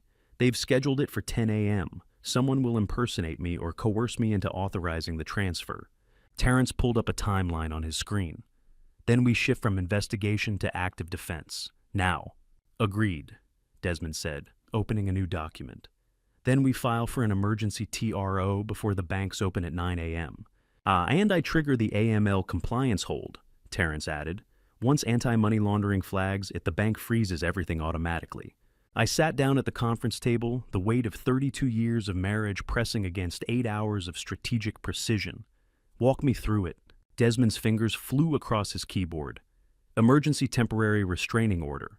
We document the fraud pattern, the forged signatures, the cloned digital identity, the unauthorized policy transfer. Present it to a judge as identity theft in progress. The TRO freezes all accounts pending investigation, Terrence continued. But we need a judge's signature before 9 a.m. And the AML report, I asked. Goes directly to federal compliance, Terrence said. Once filed, the bank has no choice but to freeze. Anti-money laundering protocols override everything, even legitimate-looking authorizations. For the next 2 hours, we built our counter-trap with surgical precision. Desmond drafted the TRO application, citing specific fraud indicators. The electronic signature processed while I was provably elsewhere. The metadata inconsistencies Daschle had documented the suspicious beneficiary change timing. Terrence compiled financial forensics access logs, authentication records, the complete audit trail of unauthorized activity. Every forged signature, every cloned credential, every piece of evidence that someone had created a perfect digital replica of me. At 4:17 a.m., Terrence discovered something else. "And Lawrence, there's a second mechanism," he said, pulling up corporate filings. "Celeste has filed paperwork to access your voting shares in Sinclair Industries." I went cold. My chairman position. "She doesn't know you're the anonymous chairman," Desmond said slowly. "But she knows you hold significant voting shares through the family trust. If she gains control, she doesn't just get the money," I finished. "She gets operational control of the company itself. We were building a legal fortress in the dark, racing against a sunrise that would either reveal our ramparts or our graves." Terrence added the corporate seizure attempt to the AML report. Desmond incorporated it into the TRO application as evidence of systematic asset theft. The picture was becoming clear. This wasn't just insurance fraud. This was a complete hostile takeover of my entire financial identity. "What's the flaw?" I asked, watching them work. "There's always a flaw." Desmond looked up from his laptop. "You'll need to be at the courthouse when it opens at 8:30 a.m. for emergency filing. TROs require in-person appearance before a judge. And the AML report needs your live signature," Terrence added. "As the victim making the fraud claim under penalty of perjury, digital signature won't work. They'd argue it could be forged like everything else." The logistics crystallized into an impossible equation. Leave the villa before Celeste Wake's file at the courthouse by 8:30, trigger the AML freeze, stop the 10 a.m. verification call. "And if Celeste discovers I'm gone before the 10 a.m. call?" I asked. "Then she moves up the timeline," Terrence said quietly, "and we lose everything." By 5:30 a.m., we had both documents ready. The TRO application was 47 pages of evidence, witness statements, and forensic analysis. The AML report was a devastating portrait of identity theft and financial fraud, flagged for immediate federal review. Desmond printed 3 copies of each, organized them into leather portfolios with tab dividers and exhibits. Terrence loaded backup files onto encrypted drives. "The courthouse opens at 8:30, Desmond said. "Emergency filings go to Judge Patricia Crane. She handles pre-bank opening injunctions." "How long will the hearing take?" I asked. 20 minutes if she's convinced, 2 hours if she's skeptical." I checked my phone. 5:42 a.m. Celeste's alarm was set for 7 a.m. She'd mentioned wanting to help me prepare for our important call, making sure I was rested and ready and fully cooperative. How do you escape a prison when the warden sleeps in your bed and holds the only key? You leave before she wakes. You move in silence. You take nothing she can trace. "I'll leave at 6:45, I said. "Tell her I went for an early drive to clear my head before the call. By myself 90 minutes. "Will she believe that?" Terrence asked. "She'll have to," I said. "She needs me functional and cooperative for the 10 a.m. call. Pushing too hard risks making me genuinely unstable." Desmond was sealing the final documents into portfolios when we heard it. Footsteps on the stairs above us. Light certain descending. I checked my phone. 5:47 a.m. Celeste's voice called down, bright and alert, cutting through the early morning silence like a blade through silk. "That's Lawrence. Are you making coffee, darling? I couldn't sleep either, so excited about our big day. I handed Celeste her coffee with a smile that felt like broken glass in my mouth and lied about insomnia. Couldn't sleep, I said, gesturing to Desmond and Terrence, who'd positioned themselves to look like they'd just arrived. Called the team to go over some estate planning details. Thought I'd handle the boring parts before our important call. She accepted the coffee, studying my face with the careful attention of someone inventorying their assets. You should rest, darling. Big day ahead. I will, I promised, watching her retreat upstairs with the satisfied smile of someone who believed she had already won. The moment her bedroom door closed, Dashiell emerged from the service hallway, carrying 2 equipment cases. We have 90 minutes, I said. Maybe less. Then we moved fast. We installed the first camera in the study at 6:34 a.m., a lens no larger than a shirt button positioned in the bookshelf with a clear view of the desk where Celeste kept her laptop. Dashiell's fingers worked with surgeon precision, routing cables through existing HVAC vents, hiding receiver units behind air returns. Camera in the study, audio in the living room, keystroke logger on her laptop. Dashiell whispered, moving to the next location. Everything admissible if we do this right. How long until she realizes? I asked, holding the ladder steady while he installed a microphone disguised as a smoke detector. If we're lucky, never. If we're not, it won't matter, because we'll already have what we need. We moved through the villa like surgical ghosts. Audio in the dining room, camera covering the main entrance, digital timestamp logger synced to the cellular network, creating an unalterable record of every captured moment.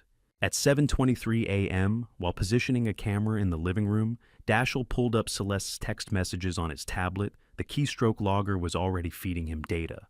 He went still. What me, I asked. He turned the screen toward me. A message thread between Celeste and Celine, time-stamped 11:47 p.m. the previous night. Celeste, be here at 9:45. We need you present during the call. Celine, witness coverage.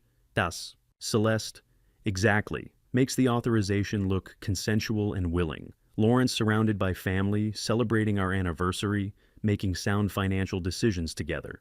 They'd planned it perfectly, or thought they had. A witness present to testify that I'd appeared competent, willing, fully aware of what I was authorizing.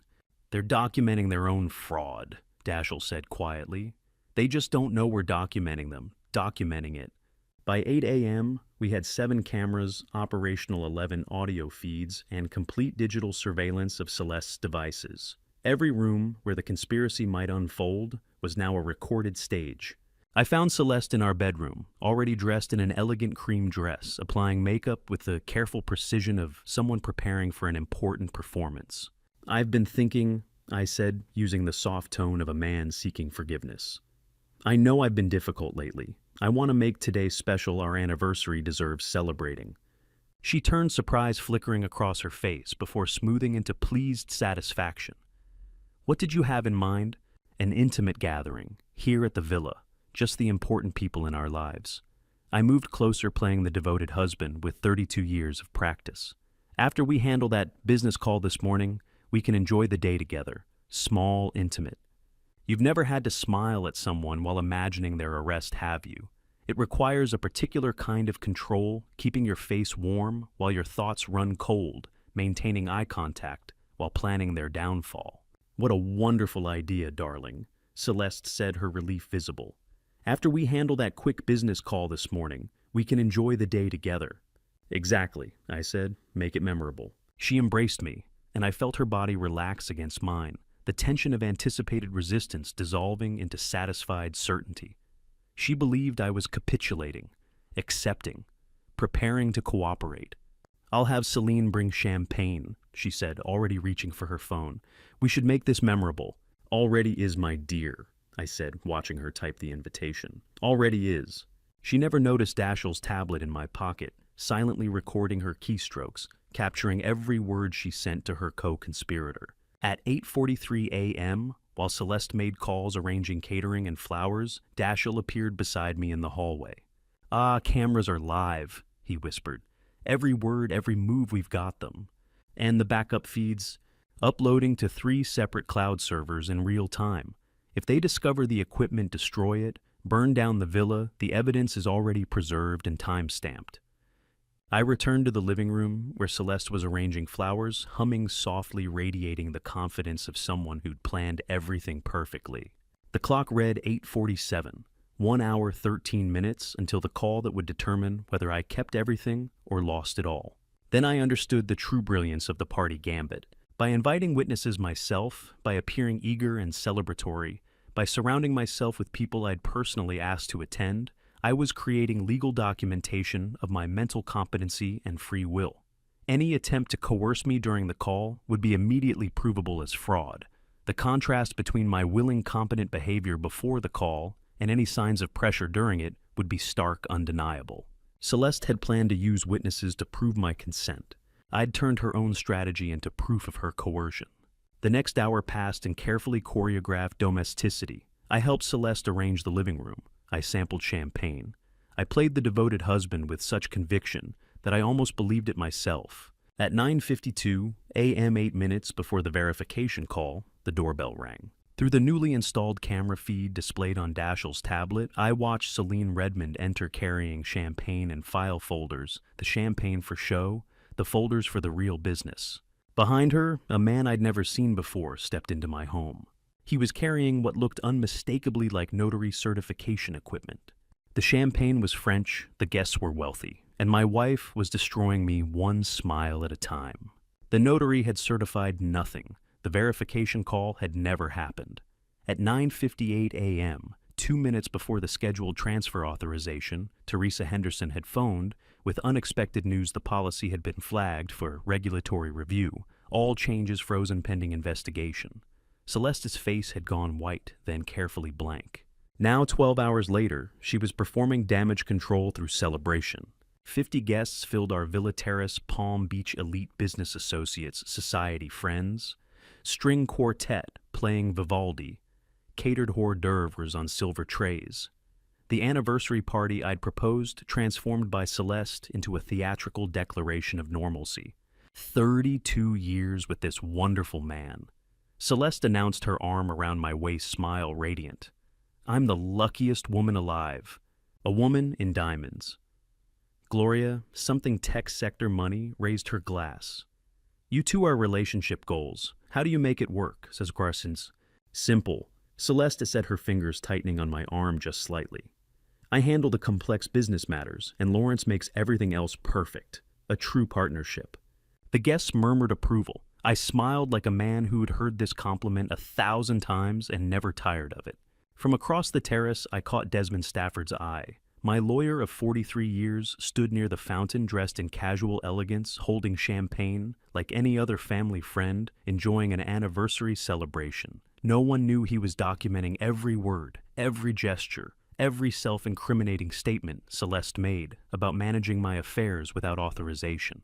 In the study, Dashiell monitored surveillance feeds recording Celeste's performance in 4-camera high definition with synchronized audio. She was confessing to fraud and calling it love. Lawrence is so wonderfully uncomplicated. Celeste continued addressing a small cluster of admirers. While I'm negotiating 8-figure deals, he's perfecting his marinara sauce. It's charming, really. Soline appeared at her elbow, wine-flushed and confident. It's a gift having a partner who knows their strengths. Not everyone has the courage to embrace the domestic sphere. Exactly, Celeste agreed. Lawrence tried to understand one of my merger documents once. Poor dear got so overwhelmed I had to make him chamomile tea. Laughter rippled through the group, warm, indulgent, slightly pitying. It's wonderful how you protect him from all that stress. Celine said, her tone suggesting childcare rather than partnership. I maintained my tight smile. She's always been the financial mind in our family. The only financial mind, Celeste corrected, gently patting my chest. But that's what makes us work. I handle everything complicated, and Lawrence makes our home beautiful. More champagne appeared. The string quartet shifted to something celebratory. Celeste's confidence grew with each glass, each admiring comment, each successful navigation away from this morning's failed authorization. She believed she was recovering, rebuilding her image, demonstrating her loving care of an intellectually limited but devoted husband. She didn't realize she was building my case. How many ways can you watch your own murder and keep smiling? 90 minutes into the party, emboldened by wine and Celine's encouragement, Celeste gathered the guests for a toast. I want to say something about my husband. She began, and the terrace quieted 50 faces turning toward us with champagne-warm attention. I stood beside her, the devoted house husband, knowing Dashiell was adjusting camera angles to capture her face in perfect clarity. Lawrence is the reason our marriage works, Celeste said, her voice carrying across the terrace with practiced projection. He understands his limitations and trusts me completely with the complex matters. Just yesterday, I had to sign some important insurance documents for him because reading legal paperwork makes him anxious. The guests made sympathetic sounds. Poor Lawrence. How fortunate to have such a capable wife. Could you imagine him in a boardroom? Celeste continued, building to her crescendo. I'd have to translate everything to Lawrence, the man who keeps our home running while I keep our empire growing. Glasses raised. Warm applause. I raised my own glass, noting how Desmond had positioned himself to hear every word. How 3 separate cameras were capturing this moment, how Celeste had just stated on camera that she'd signed documents for me without authorization because I was incapable of understanding them. The breaking point arrived not with thunder, but with laughter. 50 people applauding my supposed incompetence while cameras recorded my wife's confession. "Careful, darling," I said very quietly. "Your empire might have some structural issues you haven't noticed." Celeste's dismissive laugh was perfectly calibrated for her audience. "See, he doesn't even understand metaphors. Adorable." More laughter, warmer now. They loved the powerful woman, and her simple husband domestic bliss with clear hierarchies. Soline raised her glass higher. To Celeste for having the strength to handle everything, while keeping Lawrence protected and happy. To Celeste, the crowd echoed. I looked at my wife, really looked at her, and saw the moment she registered something wrong in my expression. A flicker of uncertainty crossed her face, quickly masked. But she'd seen it. The smile that didn't reach my eyes, the stillness that wasn't submission, the realization that I'd been performing too. As the guests applauded Celeste's toast, I set down my champagne glass with deliberate precision and looked directly at my wife. "Darling," I said, my voice cutting through the laughter with quiet steel, "I think it's time we showed our guests what empire you've actually been building." The terrace went silent. 50 faces turned toward me, some confused, some curious. All suddenly attentive to the shift in atmosphere, the way Celeste's smile had frozen into something brittle. "Lawrence," she said softly, warning in her tone. "No more chamomile tea," I said. "No more protection from complex matters. I think our friends deserve the truth about which one of us has been building empires and which one has been stealing them." Celeste's smile never wavered, which told me everything I needed to know. She'd been expecting this moment. "You're absolutely right, darling," she said, her voice warm, with what sounded like genuine delight. "Let's show them. Let's show everyone how our partnership really works." She turned to the guests with practiced grace, transforming my challenge into invitation. "Yes, Lawrence has decided to take a more active role in our financial affairs," she announced, as if I'd just suggested redecorating the living room. "Isn't that wonderful after all these years? He's ready to truly understand the empire we've built together." Applause rippled through the terrace. Warm, encouraging, completely misreading the temperature in the room. Celeste gestured to Soline, who moved forward with the fluid certainty of choreographed performance. From her elegant handbag too large for a simple party, I realized now she produced a leather portfolio. "The authorization we discussed," Soline said, smoothly opening the portfolio to reveal a document. "Just needs your signature to finalize everything." I recognized the letterhead immediately. First Palm Trust. But this wasn't the same document from the verification call that never happened. The formatting was different, the signature blocks rearranged. They'd modified it, simplified it, made it look less threatening, more routine, which meant Celeste had been carrying backup authorization papers to the party all along. This wasn't damage control. This was the plan. The verification call had been attempt 1. This public signing surrounded by witnesses who'd watched me be humiliated all evening, who'd seen me accept my place as the simple house husband. This was attempt 2. Just estate planning documents. Celeste explained to the guests, her tone suggesting boring but necessary adult responsibilities. "Beneficiary adjustments we should have handled years ago. I've been managing everything alone for so long, it's time Lawrence took ownership too." A guest nearby, the tech sector woman in diamonds, whispered to her companion, "What a beautiful moment of trust." Soline cleared a space on the nearest table, centering the document like a wedding contract. Someone produced an expensive fountain pen, the kind that probably cost more than most people's monthly salary. Celeste presented it to me with ceremony, her eyes meeting mine, with absolute confidence. "Just a signature, darling," she said softly. "Then we can enjoy the rest of our anniversary."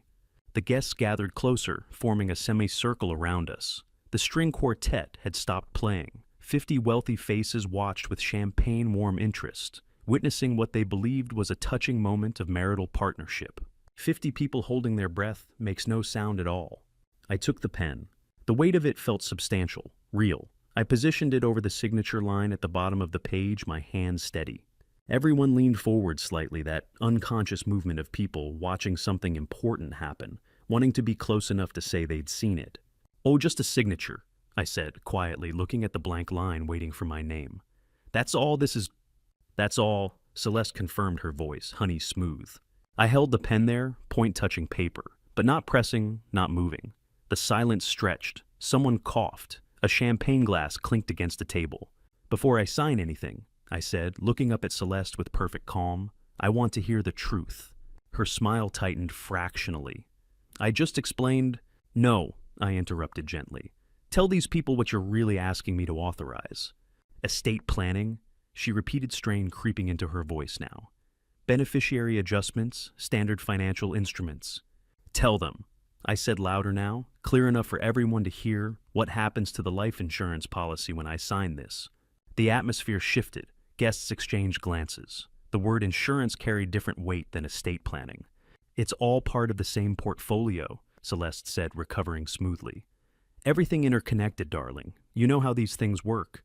"I do," I agreed, "which is why I want you to tell everyone here in specific terms what this document authorizes." Soline moved closer to Celeste, her body language protective. The pen felt like a loaded gun, deadly only if I pulled the trigger. She'd been aiming at my own head. "The document," Celeste said carefully, "transfers certain beneficiary designations to more appropriate parties. Standard estate planning to ensure assets are properly allocated in the event of Yastrend, Yaribom. In the event of my death, I finished. Yes, now tell them how much." Her pause lasted 3 seconds too long. "Celeste," I prompted, my voice still calm, still reasonable. "Tell our friends what happens to the policy when I sign this. The dollar amount, specific numbers." "There's various instruments," she began, but I could see her calculating, trying to find the path that didn't require saying it out loud, not here, not in front of 50 witnesses. "No," I said, setting the pen down with deliberate precision. "Tell them what happens to the $100 million life insurance policy when I sign this document." The terrace erupted in confused murmurs. $100 million. The words hung in the warm evening air like smoke from a fired weapon. Guests who had been smiling moments ago now looked uncertain, confused, starting to realize they weren't witnessing a touching moment of partnership, but something else entirely. Something darker. Celeste's face went rigid, the perfect hostess mask cracking down the middle like fine porcelain under pressure. "Lawrence," she said, her voice low and dangerous. "Just transparency, darling," I said, echoing her earlier tone. "You said we should show them how our partnership works." Soline stepped forward, her voice cutting clear through the confused murmurs. "Perhaps we should discuss this privately, Mrs. Sinclair," she said, her eyes fixed on me with undisguised threat. "Before Lawrence says something he'll regret." I set the pen down deliberately and said the words that would end my marriage in front of 50 witnesses. "And no, Celine, we'll discuss it right here." Celeste's face went through several calculations in the space of a heartbeat. I could see her weighing options: retreat, with dignity escalate the confrontation, or destroy me so completely that no one would believe anything I said. She chose annihilation. "Fine," she said, her voice hardening into something I'd heard her use in boardrooms. "Let's be honest then. Let's tell everyone the truth about our marriage." She turned to address the guests, directly transforming into the powerful executive they all knew. "You've lived in my home, spent my money, enjoyed my success for 3 decades. She said, each word precisely aimed. "And this is how you repay me, with paranoid accusations about simple estate planning." Murmurs from the crowd, some sympathetic to her, some uncertain. "I've supported you," she continued, warming to her performance.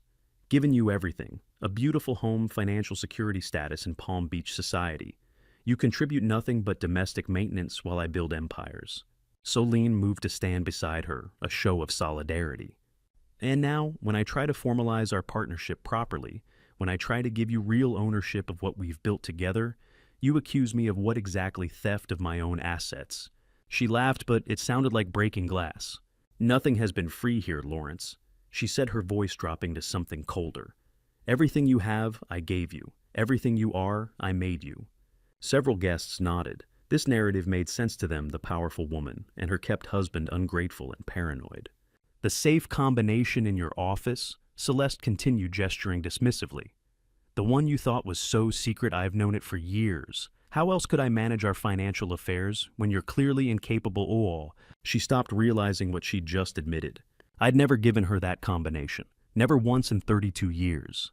Which meant she'd watch me open it, memorize the numbers, access my private documents without permission. The guests who understood what that meant shifted uncomfortably. Perhaps we should call Dr. Morrison, Celine interjected quickly. Lawrence has been under considerable stress lately. These kinds of paranoid delusions... You're right, Celeste, I interrupted, my voice calm and clear. Nothing is free. Let me show our guests what you've been purchasing with my identity.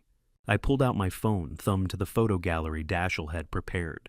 This is my wife and her executive assistant at the Breakers Hotel, November 18th, I said, holding up the screen so nearby guests could see. Business meeting, I assume. The photo showed Celeste and Celine on a hotel balcony, champagne glasses, raised bodies angled toward each other with unmistakable intimacy. Celine's hand rested on Celeste's shoulder. Their faces were close, laughing. Gasps rippled through the crowd. Have you ever watched someone realize their entire social position is disintegrating in real time? It starts with the eyes, a widening, a sudden clarity, then the mouth opening slightly. Finally, the body leaning back as if the truth itself has physical force. I swiped to the next image. And this is the insurance authorization with my forged signature filed 3 days ago without my knowledge. Notice the timestamp 9:47 a.m. December 4th. I was at the villa all morning. Someone cloned my digital identity to sign this remotely. More phones appeared in the crowd, now guests photographing my phone screen, documenting the evidence. That could be doctored, Celine said, her voice sharp with desperation. Digital evidence is easily manipulated. Dashiell, I called toward the study. Would you confirm the chain of custody for our guests? My son appeared in the doorway, laptop open, his face professionally neutral. Everything my father is showing you has been stored on encrypted servers with blockchain timestamps, Dashiell said, turning the laptop to display streams of data. The photographs, the documents, the authentication logs, all independently verifiable and admissible in court. He pulled up another screen. We also have live surveillance footage from today's party, he continued. Every conversation, every interaction time-stamped and preserved, including Mrs. Sinclair's statements about signing documents on my father's behalf because he's incapable of understanding them. The crowd had gone silent, horrified fascination replacing champagne warmth. I swiped to another photo, Celeste and Celine, at a restaurant at a resort at what looked like Celine's apartment. A pattern of intimacy spanning months, maybe years. In one image, Celine wore a distinctive gold bracelet delicate with small diamonds. Is that, a woman's voice from the crowd sharp with recognition, the tech sector woman in diamonds? That's the bracelet you showed us last year, Celeste, the anniversary gift from Lawrence. Celeste went white. You told us it was so romantic? The woman continued louder now. How Lawrence had it custom made. Truth is a demolition charge, silent until the moment it detonates, then nothing remains but rubble and witnesses. Hey, this is insane, Celeste said, but her voice had lost its power. You're twisting everything, taking innocent photos and creating narratives. The affair is almost irrelevant, I said quietly. What matters is the systematic identity theft, the forged signatures, the attempted transfer of assets using my cloned credentials. Fraud, Celeste. Felony fraud. Guests were backing away now, creating distance, already calculating how to position themselves in the scandal that was clearly about to explode across Palm Beach society. As guests crowded closer to see the evidence on my phone, Celeste's champagne glass shattered on the terrace stones. She lunged forward, reaching not for me, but for my phone, her face twisted into something I'd never seen before. All pretense abandoned, nothing left but raw desperation and rage. You have no idea what you've just done, she hissed, her fingers clawing toward the device that held her destruction. I held the phone above my head as Celeste's manicured nails reached for it and nodded once to Dashiell across the terrace. He pressed send. "Package sent," Dashiell announced loud enough for every guest to hear. "Confirmed receipt by legal counsel and financial institutions." Celeste froze mid-lunge, her face cycling through shock rage and something close to terror. "Like, what did you just—" she started. My phone rang. I answered on speaker, holding it where everyone could hear. "Mr. Sinclair, this is Teresa Henderson from First Palm Trust." Her voice was professional formal, carrying the weight of institutional authority. "AML compliance hold is now active on all accounts pending investigation of unauthorized transactions. All access has been suspended as of this moment." "Yes, thank you, Ms. Henderson," I said calmly. "Please proceed with the freeze protocols we discussed." "Already in progress. You'll receive written confirmation within the hour. The federal compliance team has been notified and will be reaching out directly." I ended the call. 50 guests stood in complete silence, phones forgotten, champagne forgotten, witnessing the systematic demolition of Celeste Sinclair's empire in real time. "You can't send that," Celeste's voice cracked on the words, desperation bleeding through. "We had an agreement." The terrace went even quieter, if that was possible. An agreement between the house husband and the CEO. About what exactly? I let the question hang in the air, watching several guests make the connection. If there was an agreement, then Celeste knew far more about my corporate identity than she'd ever let on, which meant her fraud wasn't opportunistic desperation. It was targeted theft, planned and premeditated. "What agreement was the darling?" I asked softly. "The one where you steal everything while I pretend not to notice, or the one where I disappear and you inherit it all?" She opened her mouth, closed it, calculating too late that every word was being recorded, documented, witnessed. I turned to address the guests directly. "Let me correct a misconception," I said, my voice carrying clearly across the terrace. "The empire Celeste mentioned, I built it. The corporate holdings she manages, I own them. The anonymous chairman she reports to—" I paused, letting them see me, really see me for the first time. "You're looking at him." Gasps, whispers. Phones appeared again this time, recording rather than photographing. "That's impossible," Celeste whispered. "You're just the house husband," I finished gently. "That was always the point, wasn't it? You never asked why a man with my education chose domesticity. Stanford MBA, 40 years of corporate strategy, experience, anonymous controlling shareholder of a company worth $500 million. I moved closer to her, my voice dropping but still audible to our captive audience. "You assumed weakness, fatal mistake. The moment you stop being invisible is the moment you become invincible. The policy you tried to transfer," I continued. "My life insurance protecting my assets, the corporate shares you filed to access my voting rights controlling my company, the authorization you forged, my signature, my identity, my legal standing." I pulled up another document on my phone. Every transaction, every forged signature, every unauthorized access documented, time-stamped, and now in the hands of federal investigators. Identity theft, wire fraud, attempted grand larceny, each one a felony. Celeste's face had gone chalk white, her perfect composure completely shattered. Solene stepped forward, trying to salvage something. "This is coercion. You're manipulating the situation, creating false narratives." Temporary restraining order was filed at 8:30 this morning. I interrupted, my tone matter of fact. "Granted by Judge Patricia Crane at noon, your authorization void, your access to my accounts terminated, your conspiracy documented with blockchain verification and sworn testimony." Desmond Stafford stepped forward from the crowd, shedding his friendly guest persona like a coat.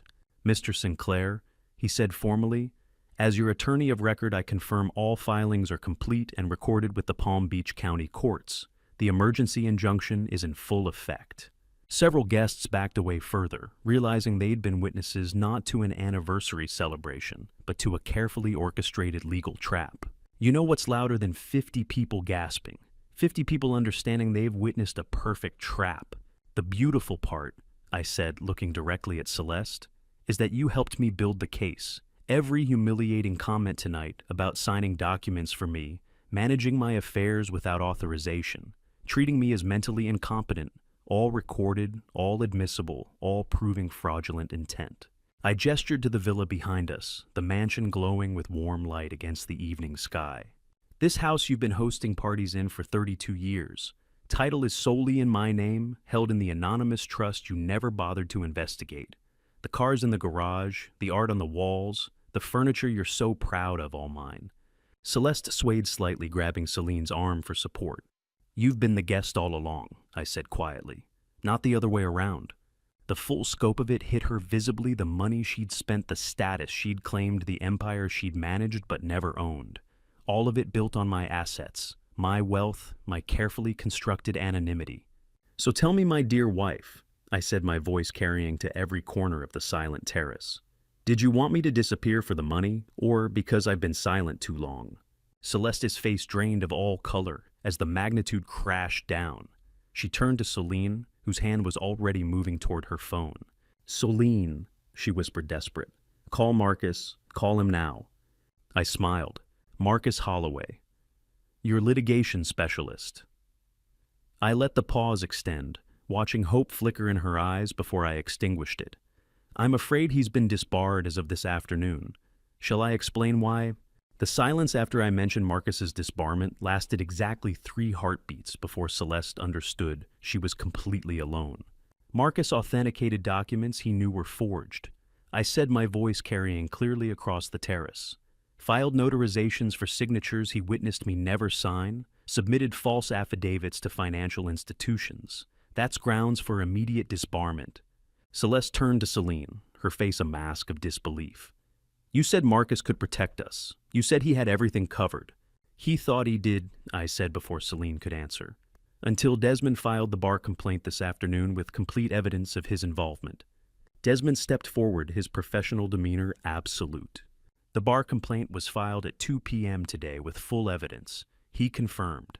His license was suspended pending investigation by 4 p.m. Mr. Holloway is currently facing criminal charges for conspiracy to commit fraud and professional misconduct. Criminal charges! Celeste's voice cracked. He was paid $250,000, I said, watching her face. Wire transfer from an offshore account you control dated November 12th. Payment for legal services rendered specifically providing professional cover for identity theft and financial fraud. The number hit the guests like a physical blow. $250,000. This wasn't impulsive crime. This was calculated finance, professionally orchestrated theft. That's not I never. Celeste started, but the words died as she realized every denial was another lie captured by surveillance, witnessed by 50 people, documented for prosecution.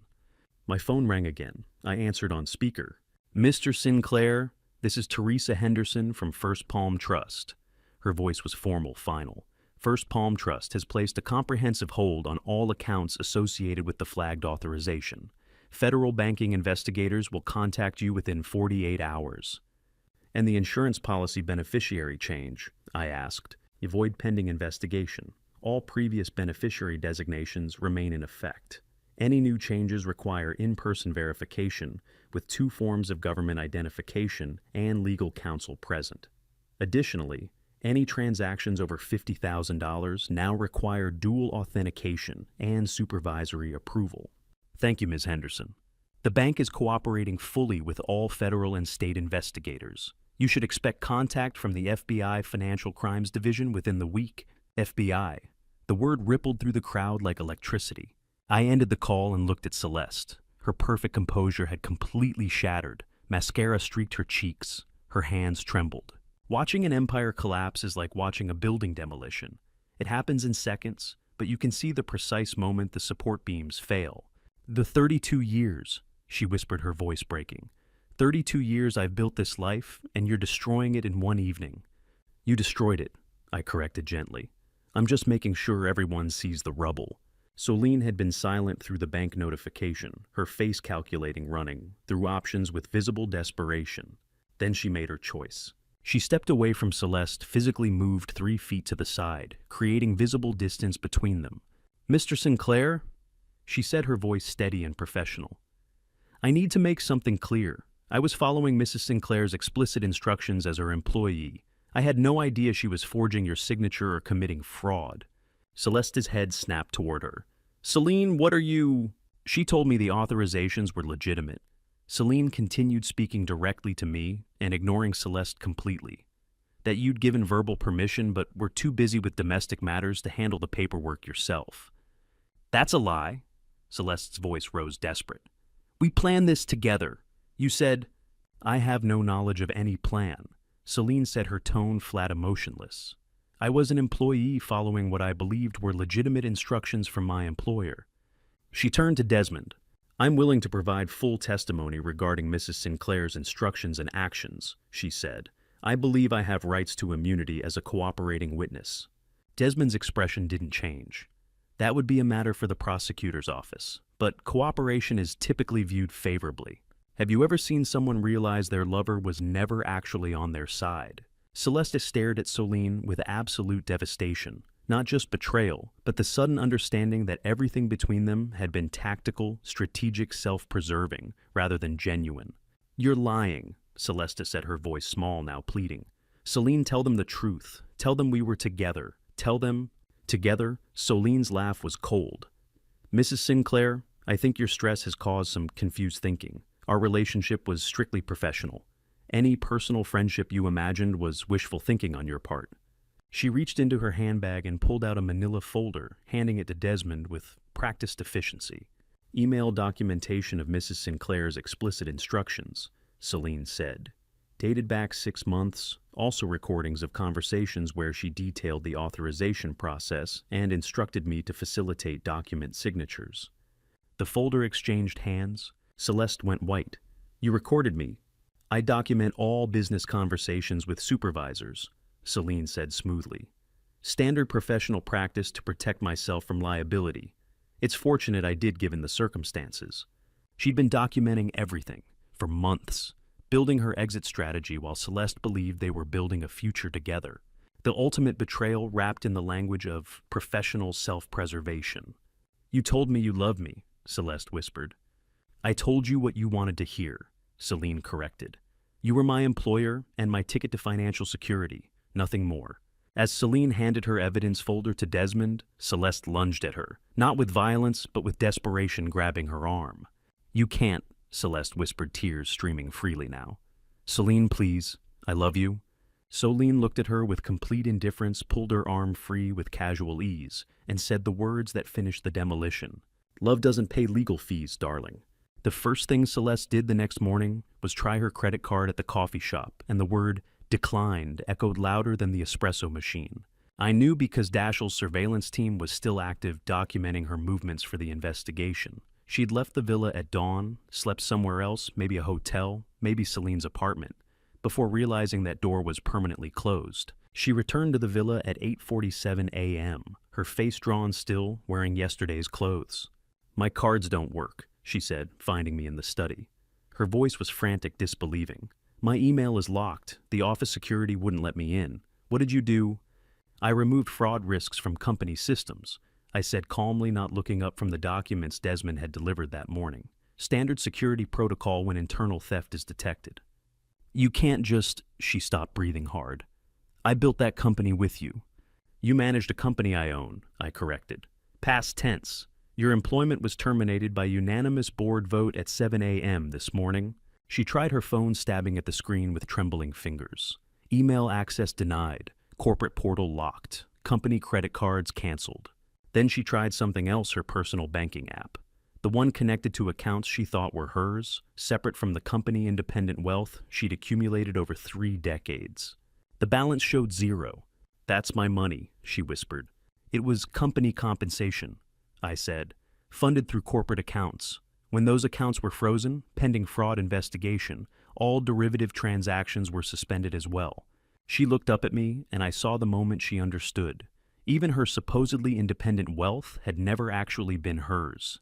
It was all connected to the empire I owned, the company I controlled, the anonymous chairman position she'd never bothered to investigate. She'd built her life on my foundation and never realized she was standing on sand. This is insane, she said, her voice rising. You're overreacting. Yes, I made mistakes, but we can fix this quietly. I'll return everything. We'll restructure the accounts properly. No one needs to know. The 50 people know, I interrupted. Plus the bank, the federal investigators, the bar association, and the corporate board. It's not a secret anymore, Celeste. It's a documented crime. She switched tactics, her face softening into something meant to be appealing. 32 years, she said, moving closer. We've been married for 32 years. That has to count for something. You can't just throw away everything we built together over a misunderstanding. A misunderstanding worth $100 million, I said. Plus identity theft, wire fraud, and conspiracy. Those aren't misunderstandings. They're felonies. The exact moment someone realizes they have nothing left sounds like silence. She stood there, mouth open, no words coming out, as the full scope of her situation crystallized. Then the rage came. "I'll destroy you," she hissed. "I'll tell everyone who you really are. I'll expose the chairman identity. I'll make sure every business partner, every investor, every media outlet knows you've been hiding behind anonymity for decades. You'll lose everything too." I looked at her with something close to pity. "That's the 50 witnesses from last night already know," I said. "It's no longer a secret, just a fact. And threatening to expose information that's already public only makes you look more desperate." The study door opened. Desmond entered carrying a leather portfolio, his expression professionally neutral. "Mrs. Sinclair," he said formally, "any further threats constitute witness intimidation. I'm documenting this conversation, and any additional attempts at coercion will be included in the criminal referral." Celeste's face went white. Desmond opened the portfolio on my desk, spreading documents across the mahogany surface. "A civil complaint filed this morning with Palm Beach County Courts," he said, pointing to the first document.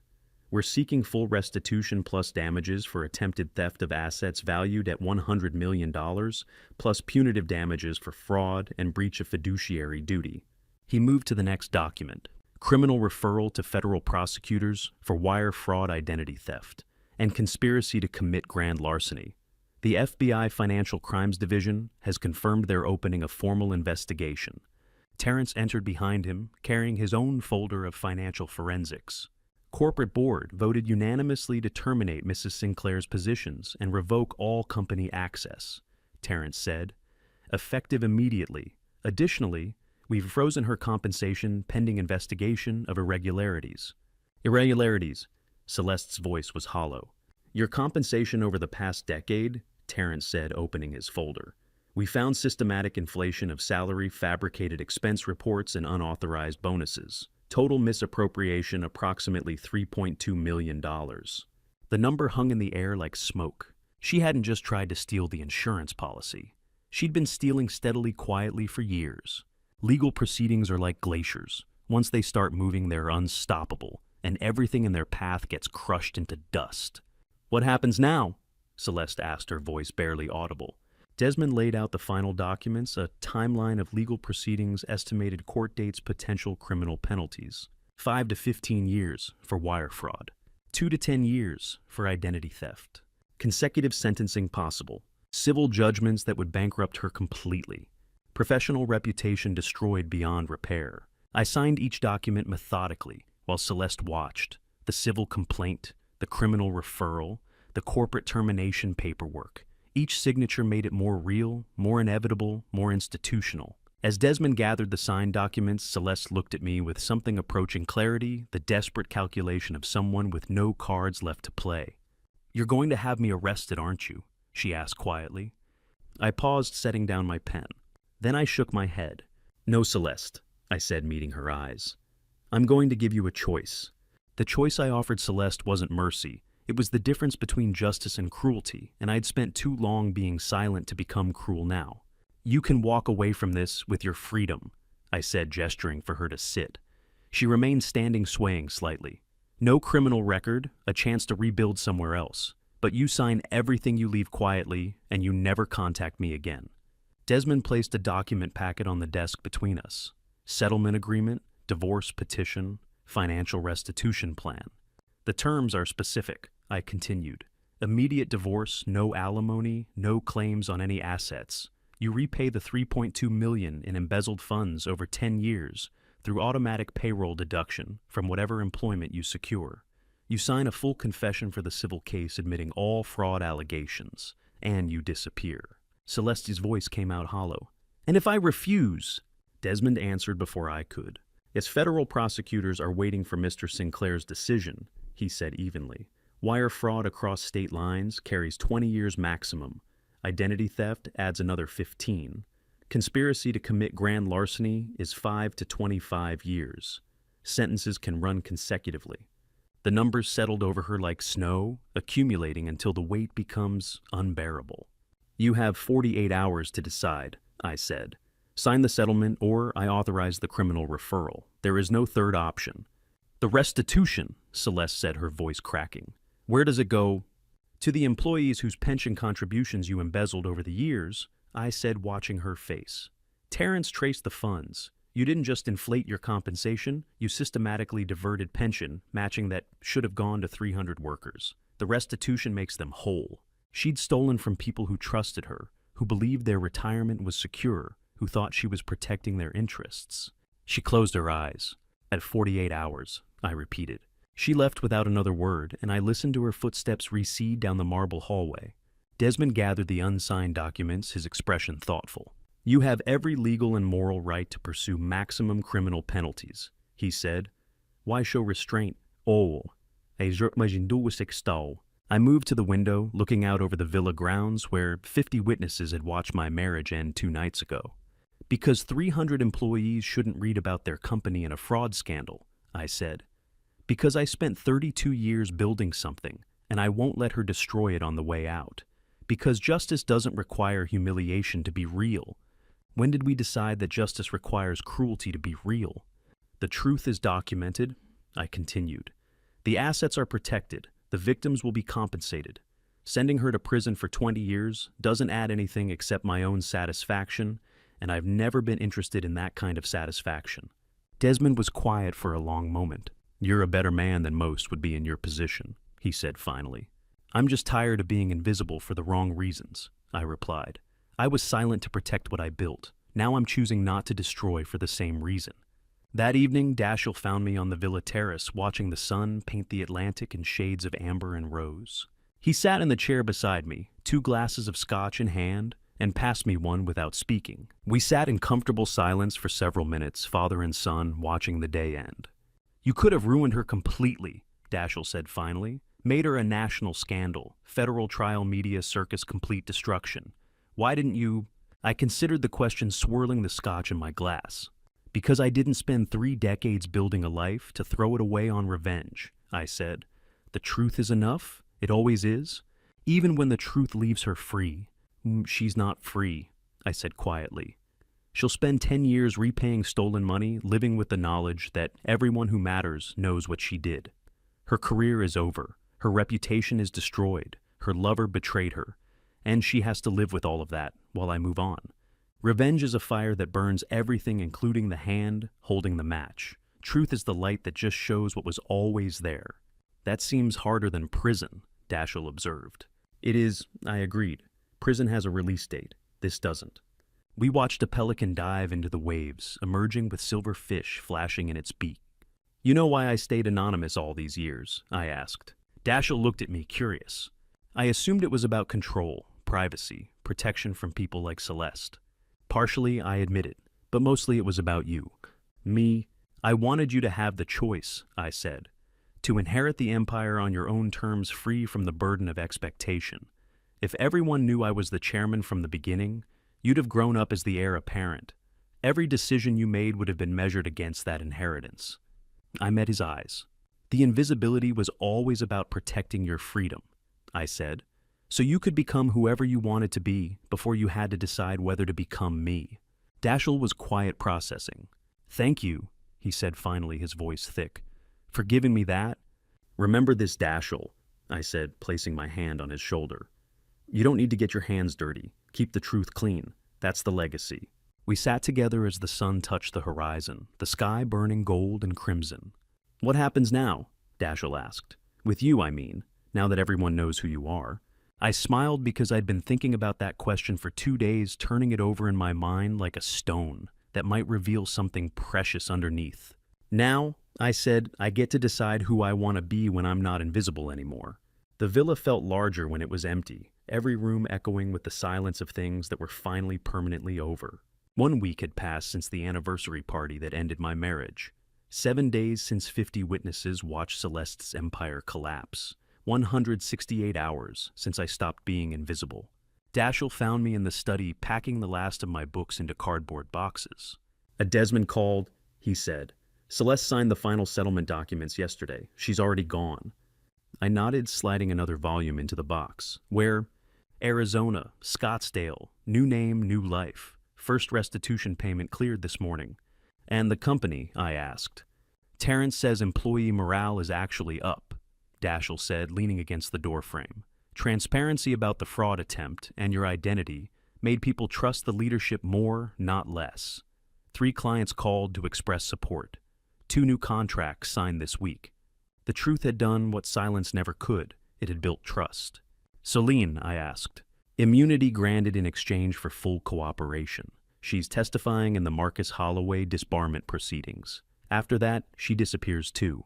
The quiet machinery of justice proceeding without drama or spectacle. No sensational trial, no media circus. Just documented truth and consequences delivered with institutional efficiency. Exactly as it should be. I sealed the box and looked around the study. 32 years of my life had passed in this room, and I was leaving with 6 boxes of books, a folder of photographs, and complete freedom. I bought a house, I said. I know, the realtor called to confirm closing. No, I corrected. I mean, I bought it under my own name. Not a trust, not an LLC, not an anonymous holding company, just Lawrence Sinclair, visible and present. Dashiell smiled.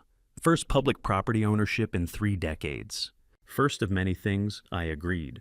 We moved through the villa room by room, collecting only what mattered. Photographs of Dashiell as a child, my father's watch, books I'd read and reread, a painting my mother had loved.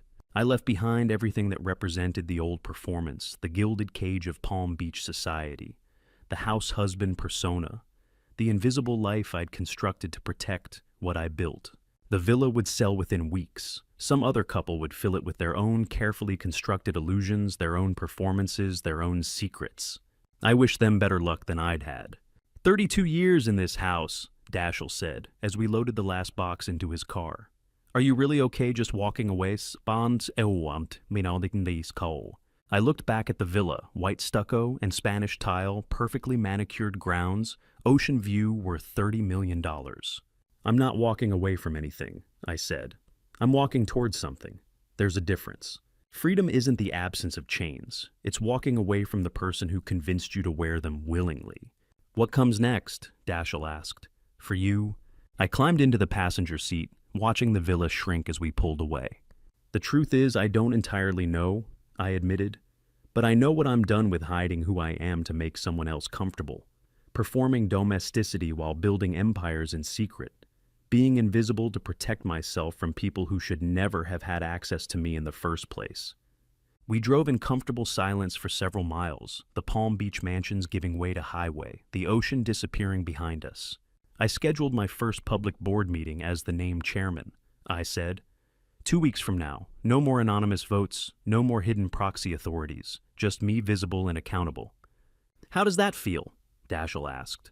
Yet terrifying, I admitted. Liberating, both at once. The rearview mirror showed the villa disappearing behind palms and ocean mist, and I felt nothing but relief. I want you there, I continued, at the board meeting, as my successor in training, if you're interested. Dashiell glanced at me surprised. You're offering me the company. Eventually, when you're ready, when you've decided that's what you want, not because I built it, but because you want to build it further. The choice I tried to protect for you all these years. He was quiet processing. I'd like that, he said finally. Working with you, learning from you, building something together instead of in parallel. Then that's what we'll do, I said. In the light, where people can see us. We merged onto I-95, heading north the highway, stretching toward futures neither of us had fully imagined yet. No regrets about how it ended, Dashiell asked. With Celeste, with the scandal, with everything becoming public. I thought about the question, carefully watching the Florida landscape blur past. None, I said. Nothing is free, especially betrayal, and the price always comes due on the day it's supposed to come. The words felt true, final, complete. She paid hers, Dashiell observed. And I earned mine, I said. Freedom, visibility, the chance to stop performing and start living. We drove for another hour in companionable silence, each lost in our own thoughts about what came next. As we crossed the state line into Georgia, Dashiell asked the question I'd been waiting for. Yes, are you scared? He said. To finally be visible after all these years, to have people know who you really are. I thought about it, really, thought about it turning the question over in my mind like a stone examined in sunlight. No, I said and meant it completely. I'd spent 32 years being invisible to everyone except myself. I knew who I was. I knew what I'd built. I knew my own worth. I looked at my son, seeing the understanding in his eyes. Now, I said, the world can finally see what I'd always known was there. And to you listening to my story, remember this silence isn't always golden. I spent 32 years being invisible, protecting what I built while someone I trusted was stealing it. Don't make my mistake. Don't confuse silence with strength. I thought staying hidden was strategic, but what I was really doing was giving someone the perfect opportunity to betray me without consequences. Here's what I learned, and I pray you never have to learn it the hard way. Justice delayed comes with a cost. Every day I stayed silent, I paid for it in peace and trust. I believe God put me through this to teach me that truth isn't just about being right, it's about being free. Clean truth spoken with dignity is more powerful than revenge. You don't need to destroy someone to stop them from destroying you. You just need to stop being invisible. If this story resonated with you, leave a comment. Have you ever had to choose between revenge and justice, between exposing someone publicly or handling things quietly? If you know someone who needs this message about truth and timing, please share it. And if you appreciate stories about dignity in difficult moments, consider subscribing. Thank you for staying until the very end. Your time matters. Please note, while this story contains fictionalized details for narrative impact, the lesson about choosing truth over silence is real.